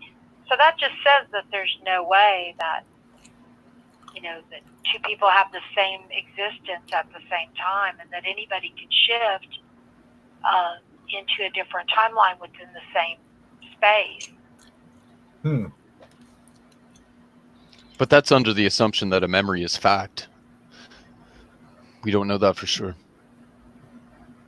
So we don't know for sure that it was 4? Huh? Well, that's where the evidence, for that's sure where we look for some existing evidence or residue, and that supports our memories. So it's fairly likely there was a 4 version. Yeah. Right. But I mean, you could say the same thing about 6. But what I'm saying is you can't, just because somebody has a memory of something, you can't assume that that event actually occurred like that. We don't, it's a memory. Where'd the memory come from? We don't know. I question my own memories right from the beginning. It was more likely to me, for myself personally, within the first day or 2 of finding out, that I've been manipulated. My memories are not correct. Why? Right? I had to go through that, and I had to try to weigh the odds and look at things. And then when you start seeing the evidence, and then you're like, well, other people agree with me. Okay, well, maybe they've been manipulated too. They do sit in front of the TV screen or have the same cell phones or whatever, I don't know. So then that's where the evidence comes in, right? And you get actual physical residue. That's pretty convincing that in any case, something's up, whether that be left or right or whatever. Obviously, when you get physical evidence and the memories, now we have an issue. We have something going on, right? Minimally. But there's many people with when I first started getting into the Discord group, which was freaking amazing, there's a good few hundred people we got to communicate, and a lot of them are gone. Most of them are gone. But there's a handful of cases that Mandela effect period, so it seemed, totally destroyed, like messed their mind up. There's 2 or 3 people I talked to that just woke up one morning and had memories of a totally different life, like one they don't really know. Like, so they thought it was past life memories, maybe. I think there's at least 2 to 3 possibilities I can come up with. They may have just tuned into memories from the past, or had a familiar spirit implant them when they were asleep, so to speak. And then it became, a visual memory for them, including the emotions, including everything that went with it. But there was 2 or 3 people that woke up one day and freaking out. And in all cases, though, they were horrible memories. Like, they're bad people, bad life. So for one guy, he had all the memories of being in Vietnam. He was with the group from, I think it's like the Brooklyn group or whatever it is called, Manhattan or Brooklyn group or whatever it was, and all kinds of people dying. And he had the memories of being a slave. He remembers his hands hurting, picking cotton, like all this stuff. I'm like, dude, do you have any good is there any positive? The only positive memory was they had a reunion, so to speak, for the military people when they came back from Vietnam, and that was good. So there's a lot of weird stuff that happened and that people don't know about and didn't become a part because it just wasn't very low numbers of people that were missed. Remember that they didn't know they had a child. Have you heard of that? Where they're like, they woke up one day and all of a sudden they have children that they didn't know they had. I haven't heard it in that direction. No, I heard Bluebeard saying that he has missing children, but I don't know. I think Bluebeard's a question upon himself. He seems to be a mess. I think he means well, but I question what is with his memories and what is with what's happened to him, and has somebody or something been done to him. He's he's a very high MK Ultra candidate. Or drinking. Well, there's always that can be in the mix, but no, there's something up. And he didn't respond. If you were missing kids, how would you respond to that? Like, I'd be flipping out. You probably couldn't really even talk to people about it. Right. For a minute there, I thought you were talking about Robert Wood. Oh, I don't know what's up with him. Yeah, whatever. He's a high and low and weird, and I don't know. But who was that one person? There was one person that said they woke up one day and the woman sitting in front of them, they don't remember her being their wife. There was that guy. And then the wife, or there was the wife was like, didn't remember him being her husband or something like that. She freaked out and started getting violent with him. And Mm-hmm. Oh, that was, I think, a story Dan heard from a medical person, maybe. Yeah. Dude didn't really recognize certain things, certain aspects of his life, his marriage and stuff. It's weird. Yeah, hard to say, man. And hard to know, even if you have one set of information, another grouping of information, it isn't necessarily the same source either, right? Or reasoning as to how that could be. Well, how does that fit into, I'll say like, let's use an example of people who are getting older who get what they call Alzheimer's, right?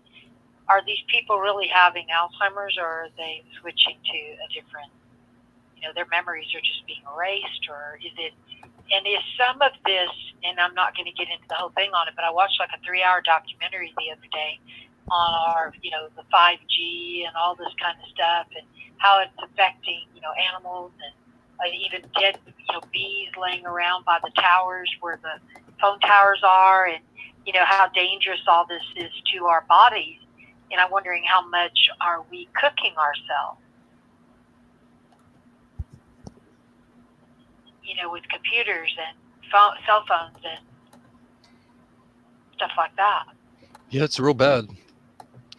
It's pretty bad. No one's really going on about all the thousands, tens of thousands of, is it tens of thousands? Maybe 16,000. Can't remember the number of satellites, 5G satellites they're putting up in the sky. You have freaking most of the world that is just dumb, and they're like, oh, cool, we're all going to get awesome internet everywhere in the world. And then you get another extreme of people be like, there's no space, there's no satellites, the Earth's flat, and so therefore there can't be any of this going on. Well, that's an assumption times a few. But, well, maybe we should question what they're doing if they're saying they're going to microwave the entire surface of the planet. Ooh. Maybe we should look into it, because they are saying they're going to, Of course, not that term, but it is microwave, That would not be good. They wanted to put on my house, like literally right where the head of my bed goes, the outside is where my electrical is. And they want to put this new texting type monitor for my home. And I've started looking into them, and they're causing major fires on people's homes, like literally catching on fire right at where they're put. And I literally cannot believe how sneaky the electric company was. First thing they did is, because they only sent it was really weird. Okay, this is so weird. They only sent this letter to a certain handful of people in San Antonio. And then in my neighborhood, not everyone was sent this letter that they had to change this box on their home. And then the CPS here in San Antonio fined me $20 a month because I refused to put it on my house, which would be like having my cell phone literally laying on top of my brain all night long, and the size of maybe a refrigerator. That's how much power this thing puts off. And so I said to them, well, why have not everybody has gotten a letter? Why would you fine me if nobody else has all been offered a letter yet? That's so, messed up, it's unconstitutional, you can't, unless everybody in the world received a letter in America and then everybody turned it down, or, then you have the option to opt in and opt out. But I'm getting fined for something that some of the houses don't got it. So then the other day, this man from CPS, he asked me if he could get in the gate because he needed to fix something. And I found him out there. I walked out, and I said, what was it you were fixing? It looked like he was about to change my meter out. And I said, what are you doing? I said, I'm paying the fine thing. And I just sat there, and I made him put my other meter back on. He had it off the little thing that looks like a big bulb, and they pull off, like, has little plugs behind it. Has right. Smart meters. The new smart meters, right? Yeah. Yeah, he was about to swap it out They put mine on. 2 years later without my permission. It's weird. Well, we all have them. We didn't have any choice. They just came through the whole neighborhood and swapped them all out. Same thing here. Yep. Yeah, I have a choice now, but I wonder when it gets to the point where they tell me, well, we're going to turn off your electricity if you don't let us, switch it. Because right now I'm paying like $20 a month extra on my electricity just for putting it on my home. So, because they need to pay a meter reader, and they just want to be able to, get that information without actually coming out to the homes anymore. But they're not thinking about the health risks and the safety risks on the individual. They don't care about that. They're just not wanting to have these jobs for these people that are actually pretty good paying jobs. As a meter reader, they make pretty good money because they're also electricians. So it's kind of crappy, but we didn't have a choice. One day it was the regular meter, the next day it was a smart meter. They don't even have to get out of the car to read the meters. They just drive by and shine this little thing back to my backyard and on the side of my house, and they pick it up from there. Because my gate's always locked, and they're always billing me. So, they said, yeah, they have them drive by, but they eventually don't want to do that. So they're just going to everything's just going to turn into getting rid of people completely. I mean, even Walmart's got a self-checkout, Now, it's really weird. Yeah. I mean, just about all of them are self-checkouts now too. I mean, Oh yeah. I rebelled against those for a long time. I always wanted a person, and I wanted to keep that person employed. Right. And now it's, those are all closed, and you need to go and do self-checkout. They'll have a person over there watching and making sure everybody, is doing okay, but they really minimized it. I'll tell you what, I had one time I was wanting to go through the line, or there was some guy there. I was in line. The real checkout person. I was in line, wanted to go through that line. Like you said, you want to give them the business or whatever. And then all of a sudden, somebody come up and said, well, this line is over here. You want to come over? And I'm like, oh, okay. I saw a guy, and the guy I thought was going to check me out. So I go over there. Come to find out, when I got over there, is one of those self-checkout lines. And I got kind of upset about it. And I'm like, excuse me, but if I wanted the self-checkout line, I would have went through the self-checkout line beforehand. Now you pulled me off of a line that I was almost get ready to get checked out. Now I'm on this stupid thing. Thanks a lot. Where's it at? Where's it at? I appreciate that. That was at Walmart. Mm-hmm. Oh yeah. So they will even suggest that self-checkout line, and they will even go as far as to trick you into going over there, the self-checkout line. So you really got to be careful with that. I think it's going to get to the point where we don't have an option anymore. It's all going to be self-checkout. It's all going to be AI, and everything's going to be computerized, and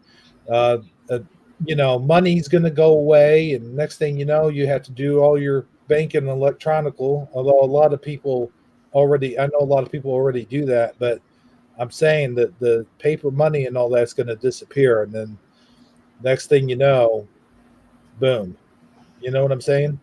Yeah, I totally get it. I went to Walmart a while back, and I was trying to go through the line, and I waited, I don't know, like 5 or 10 minutes, and I finally got up there, and I was trying to pay for the item, and I was just as I was handing it to her, she was like, "Oh, well, looking at the items that you have, sir, you need to go over to our customer service." And I was like, all I'm trying to do is buy this book. And she's like, "Yeah, you're going to have to go up to customer service. There's an issue with the title of the book." Do you guys know what the title of the book was? A Match Made in Space. Really? Yeah, no, I'm just trying to. You sneaky. I'll tell you what. Oh, full loop. I see how you are. Yeah. He looped us. Just But wait. okay, Wait, so I'll get your avatar here in a minute, and I'll pretend to be you. so the 17-hour blackout would be no energy at all fluctuating between Earth and the ionosphere. Makes you wonder what's really going on when it's because we emit energy. So people probably do go a little bit wonky, because what's going on in these blackout periods? Is she still on the line or did she hang up? She's still there. Do Yeah, you see what? Yeah, I was trying to concentrate, but it comes in a little bit fuzzy. So, what's going on during that, I really don't know. I think my thought is that during that, blackout of energy during the Schumann 17-hour stretch, we actually shifted again. Now, everybody's talking about, you got your different groups. You got some people who believe ascension is they're going to go up with the body. Then other people just believe ascension means just moving to a different dimension, like going into the fifth dimension or sixth or whatever within the same realm. But I think that during that time, from what the only sense I can make out of it is during the time that it went dead, because that's when it came back, all this havoc took place, because it came back at real high levels of like 30. I mean, a good balanced number is about an 8, okay? It's 8 to 10. I would say 8 to 9, maybe 10, pushing it is a good energy. When you're up in the 30s or 40s, which I thought earlier it was 30 until I looked again, and it was on that same day on the 11th, I think it spiked to it actually spiked up to a 40 was the highest. So during that time of the dead, I think that everything's dead. Then what would happen to us during that time? That we would shift, and we wouldn't know we would shift at that time. Like we wouldn't even be aware of it. Other than body aches, headaches, exhaustion, maybe real strong, vivid dreams, colorful dreams, things that you're going to see that are, I had some intense dreams, and so, some of my dreams, I actually get up, go to the bathroom, go back to bed, finish the same dream, or stay in a dream. People say, oh, your dream only lasts a few minutes. No, it doesn't, because I've woke up, looked at the clock numerous times, went right back to sleep, and have continued to dream throughout a whole night.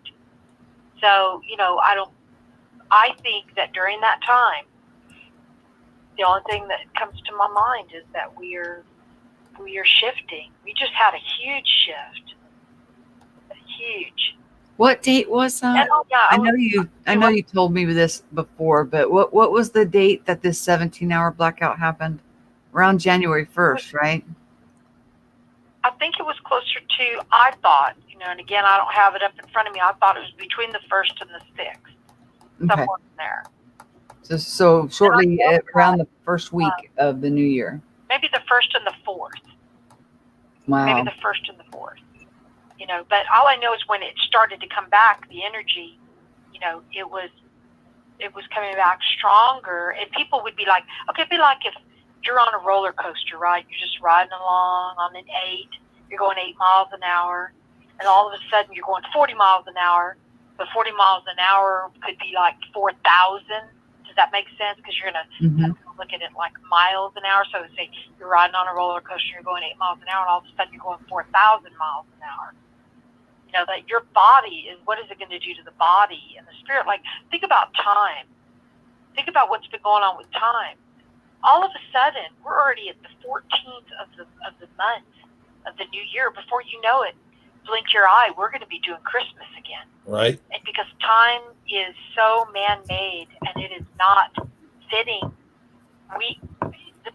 the clock that goes tick, tick, tick is no longer doing that. It's going tick, tick, tick, tick, tick, tick, And even today, I ran up to the store with this driver. I hired this guy to take me up to You ran up to the store? It was crazy. Well, I didn't run. Oh, okay. Well, Well, I have a driver, and he drove me, and before you know it, we were only just a few minutes. We weren't really. It felt like we were only in that store just for a very few minutes because I had a tiny list, like 10 little items I needed to get. And when we walked in there, it was about 12:30 in the afternoon, and it was already 2:33. We walked out, and there was no way. He even said it. He goes, "This is weird." I said, "Yeah." And then the comment that he made in the car, you know, when it comes to the Mandela effect, you know, he sees it and he doesn't. And he says, I was trying to tell him that the only reason the song, you know, "We Are the Champions" has changed back, because it hasn't changed back. That video that's on YouTube that's got the black and white picture of Queen singing "We Are the Champions" is kind of a still photo, and it says "of the world" at the end of it. That was because that was from the movie. When I went to see Bohemian Rhapsody last year with my son, at the end of the song "We Are the Champions," he says "of the world" in the movie, because that's what humans, everybody remembered that. See, just like the same thing with well, let me think what I'm trying to say. I'll have to look into that. It's a Beautiful Day in the Neighborhood. It's a Beautiful Day in the Neighborhood. But in the middle of the movie, the new one with Tom Hanks, he's singing "It's a Beautiful Day in This Neighborhood." Why didn't they name the movie "It's a Beautiful Day in This Neighborhood"? Because they know it was the. And a lot of people remember the, and even my driver remembers the. So, you know, not trying to get off track with it, but I think that if in 2012, like my granddaughter was born in 9, and in 12 we had this huge shift, okay? And then all of a sudden we wake up with this, you know, all these different memories, weird and stuff. Well, it's only going to get weirder, people. Because we just went through another huge one. I don't even feel the same. I feel sort of like, I don't know if everybody else is feeling it, but it's like I'm in a dream state. The last couple of days, just really very, very detached from, because I'm very moved by the moon, the energies. I can feel them in my body, you know, physically. I don't know, you know, maybe it's because I do energy work for a living, that I'm more, I would say affected, not necessarily in a positive way, you know, but I'm definitely having what some people would call ascension symptoms. So, because they call it ascension, and I believe that the reason they're saying that is because they know we're getting closer to the end of this realm, if that makes any sense. This this dimension. Maybe we are moving strongly into full fifth dimension. Or going into the age of Aquarius. Yeah, we are. Remember the group when we'd be singing when we were younger? The age of Aquarius. Remember, it's the harmony and understanding. It's even in the Bible that Christ says to follow the one with the water pot. I didn't hear you with the what? In the Bible, Christ tells his disciples to follow the man with the water pot, which is the age of Aquarius. That's the sign in the sky. Oh, with the water pot. Yeah, that's right. Yeah, he's pouring out the water. So it's like, wow. You know, you were telling me something the other day about, you know, Lazarus, and so I kind of got a little look onto that. And Jesus did raise Lazarus from the dead, but before he did it, he did talk to Lazarus. Yes. And so I thought that was really, you know, I did a little more research on it today, and then my driver, he's kind of a little Bible thumping kind of guy, you know, so he knows a little bit more about certain aspects of it. I think, and one of the things that really hit me over lunch today is I was thinking about how the Old Testament, you know, a lot of things that are Old Testament rules. New Testament, Jesus came and got rid of the law. The law was, you know, back in the day, you had to get up out of bed, you had to put 2 feet on the floor, you had to move one to the right, one to the left, you had to do all these rituals in order to be able to live. And Jesus came and freed people from those rituals, gave us everlasting life through ridding just that rigid, you know, you got to turn to the right, turn to the left, and then take 3 steps forward, 2 steps back. And I mean, literally, it's crazy the things that people went through back in the times during the Old Testament. And stoning people and, all of these horrific things they would do to each other. Yeah, I wasn't back then, but I was definitely stoned. Yep, I know what that feels like. Elementary school. With rocks or? Judge, and they want to say, don't do this because this is not what Jesus would want you to. But Jesus said, do as I do, be as I am. Be, we always say Jesus, others, and then yourself, and that's what joy is. Jesus, others, then yourself. Well, I can't. I guess what I'm trying to say is I can't blame God for the gifts He gave me. And I'm not going to feel bad about myself because of them. But at the same time, I believe each and every one of us are extremely gifted. And I believe also that a lot of the people I've met on the show have a real high level of being very awakened. And because we are awake, we are seeing things that, like my daughter is very asleep. Okay, so she doesn't see. She's not looking at what's going on. They're not interested. They'll say, "Oh, well, how's it going to affect me if it's a different way?" Well, how is it going to affect you? That's huge. It does affect us. All of this does. And so, anyway, that's just mine.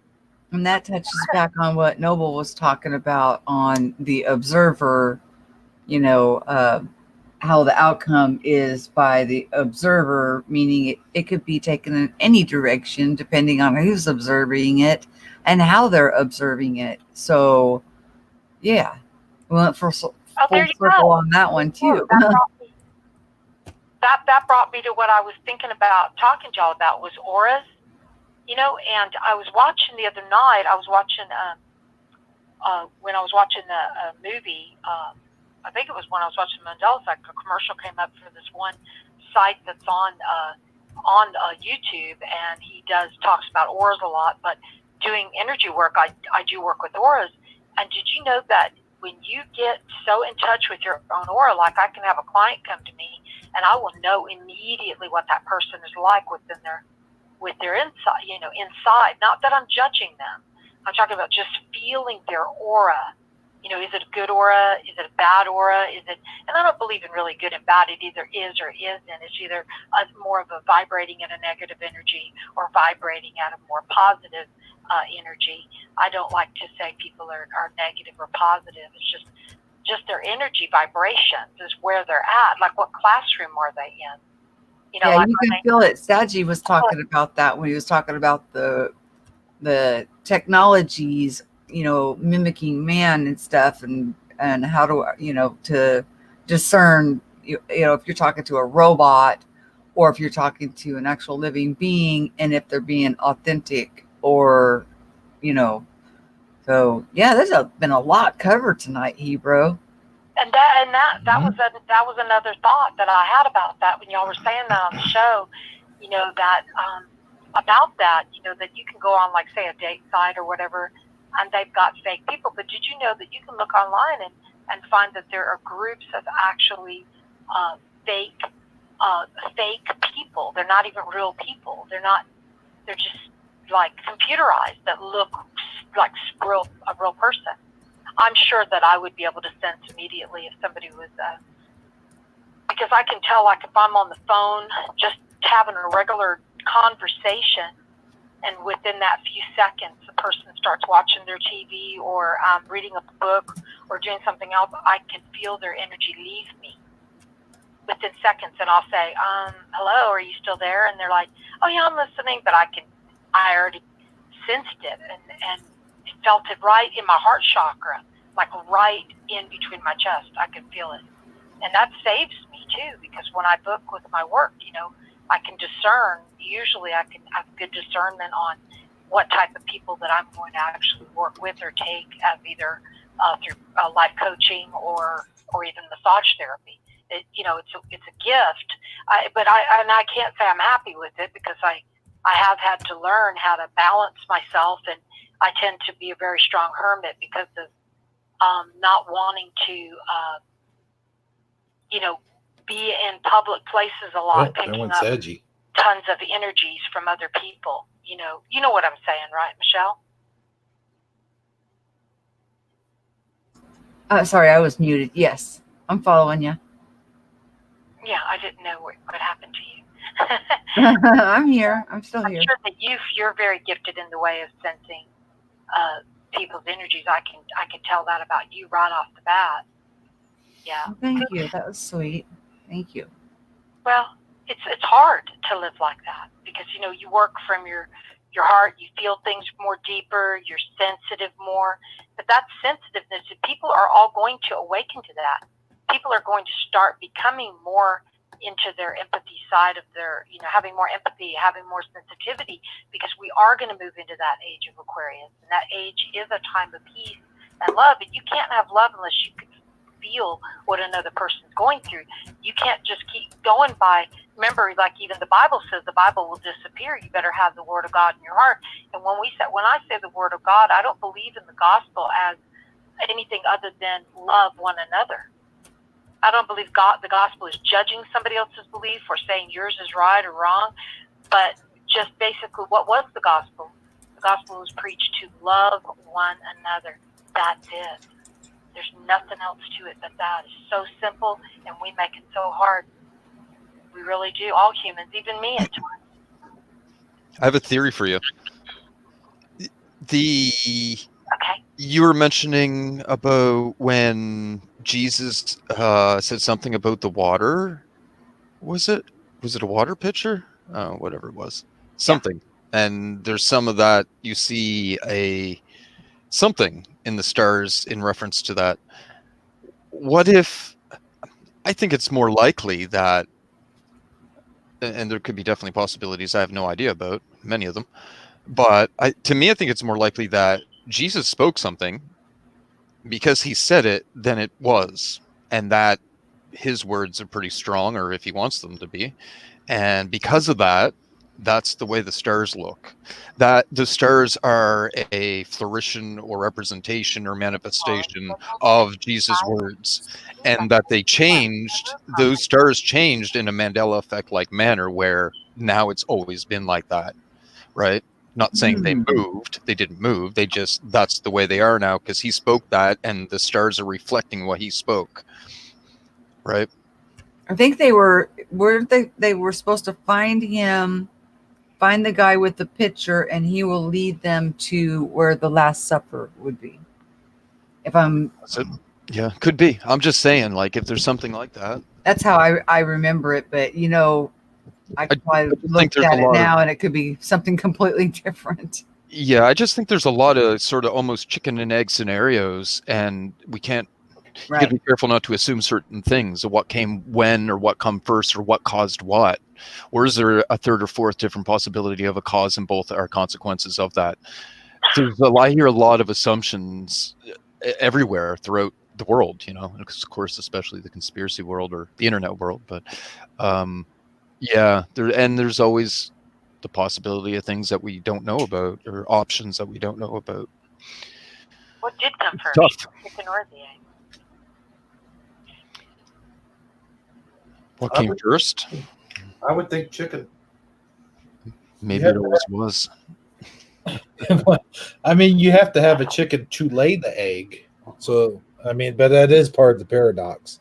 I'm just joking around anyway, but yeah. Yeah, I better say bye because it's going to let me off here now.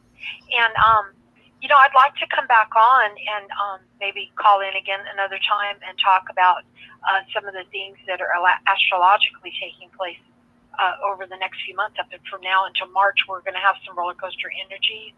We're going to have a lot of changes, and people are going to come more into accepting their belief as their belief, and not really, people who are more prone to worry about what other people think. That's going to start going away too.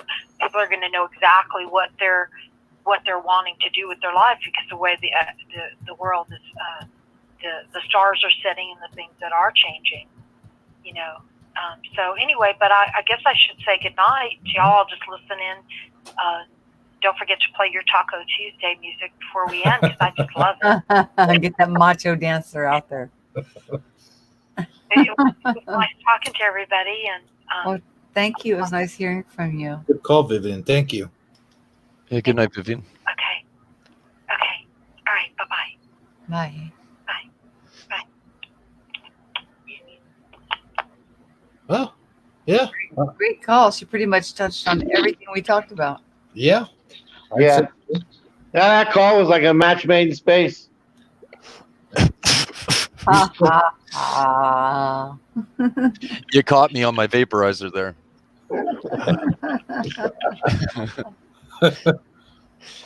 Oh man. Okay. It's Well, not funny turned to funny again. That was good.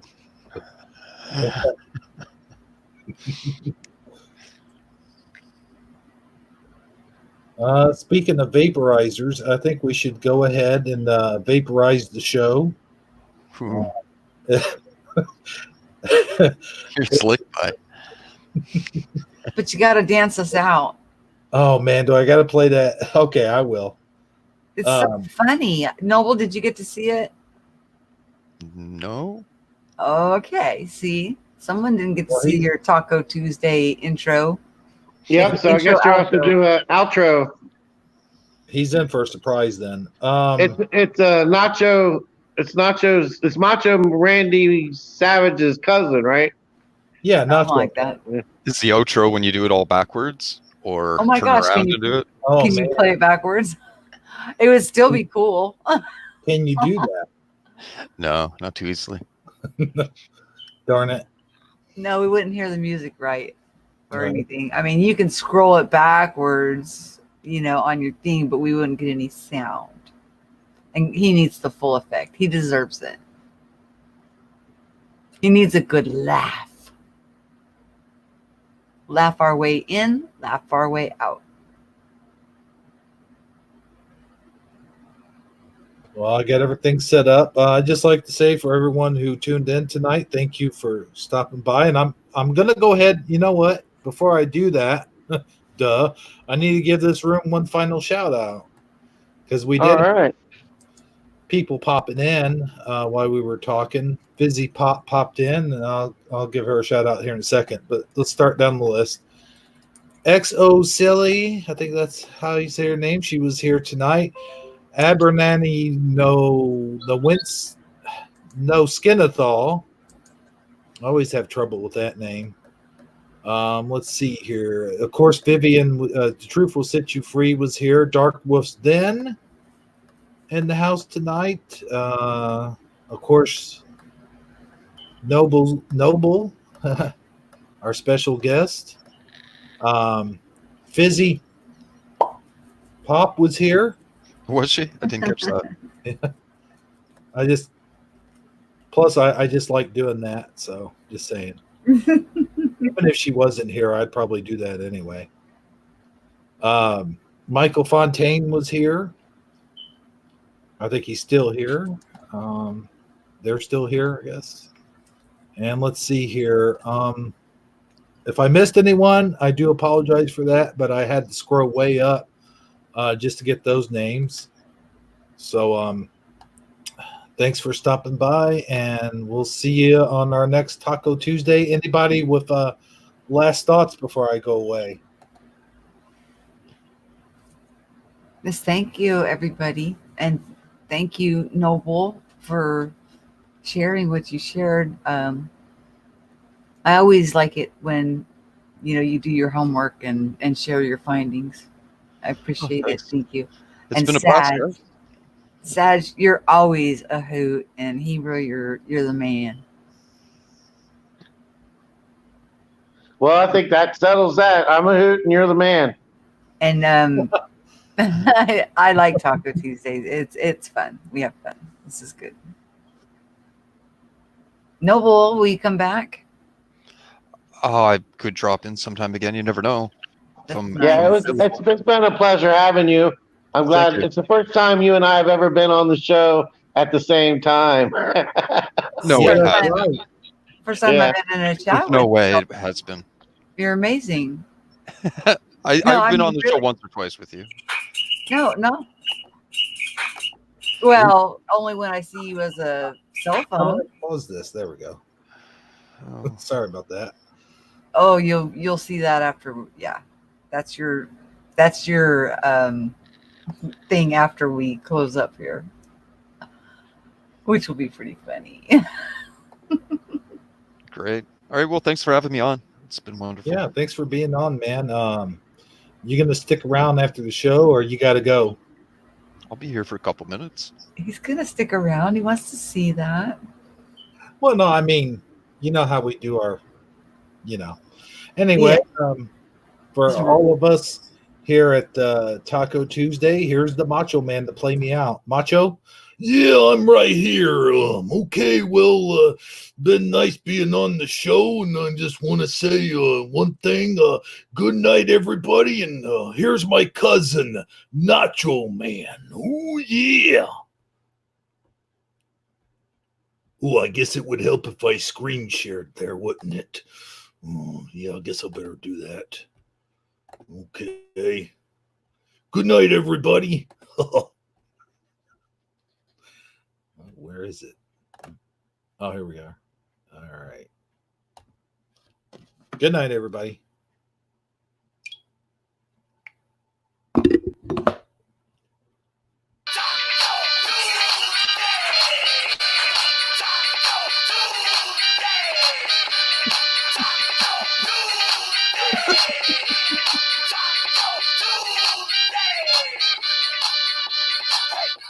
Don't want no pizza. Viva tequila. It's till they drink. More margaritas. Argentina. She loves Selena. She likes it hard. No salt tortillas. We playing Viva in Argentina. This sauce is hot. I need aquafina. Man, I fucking love Taco Tuesday. Yeah! Taco Tuesday!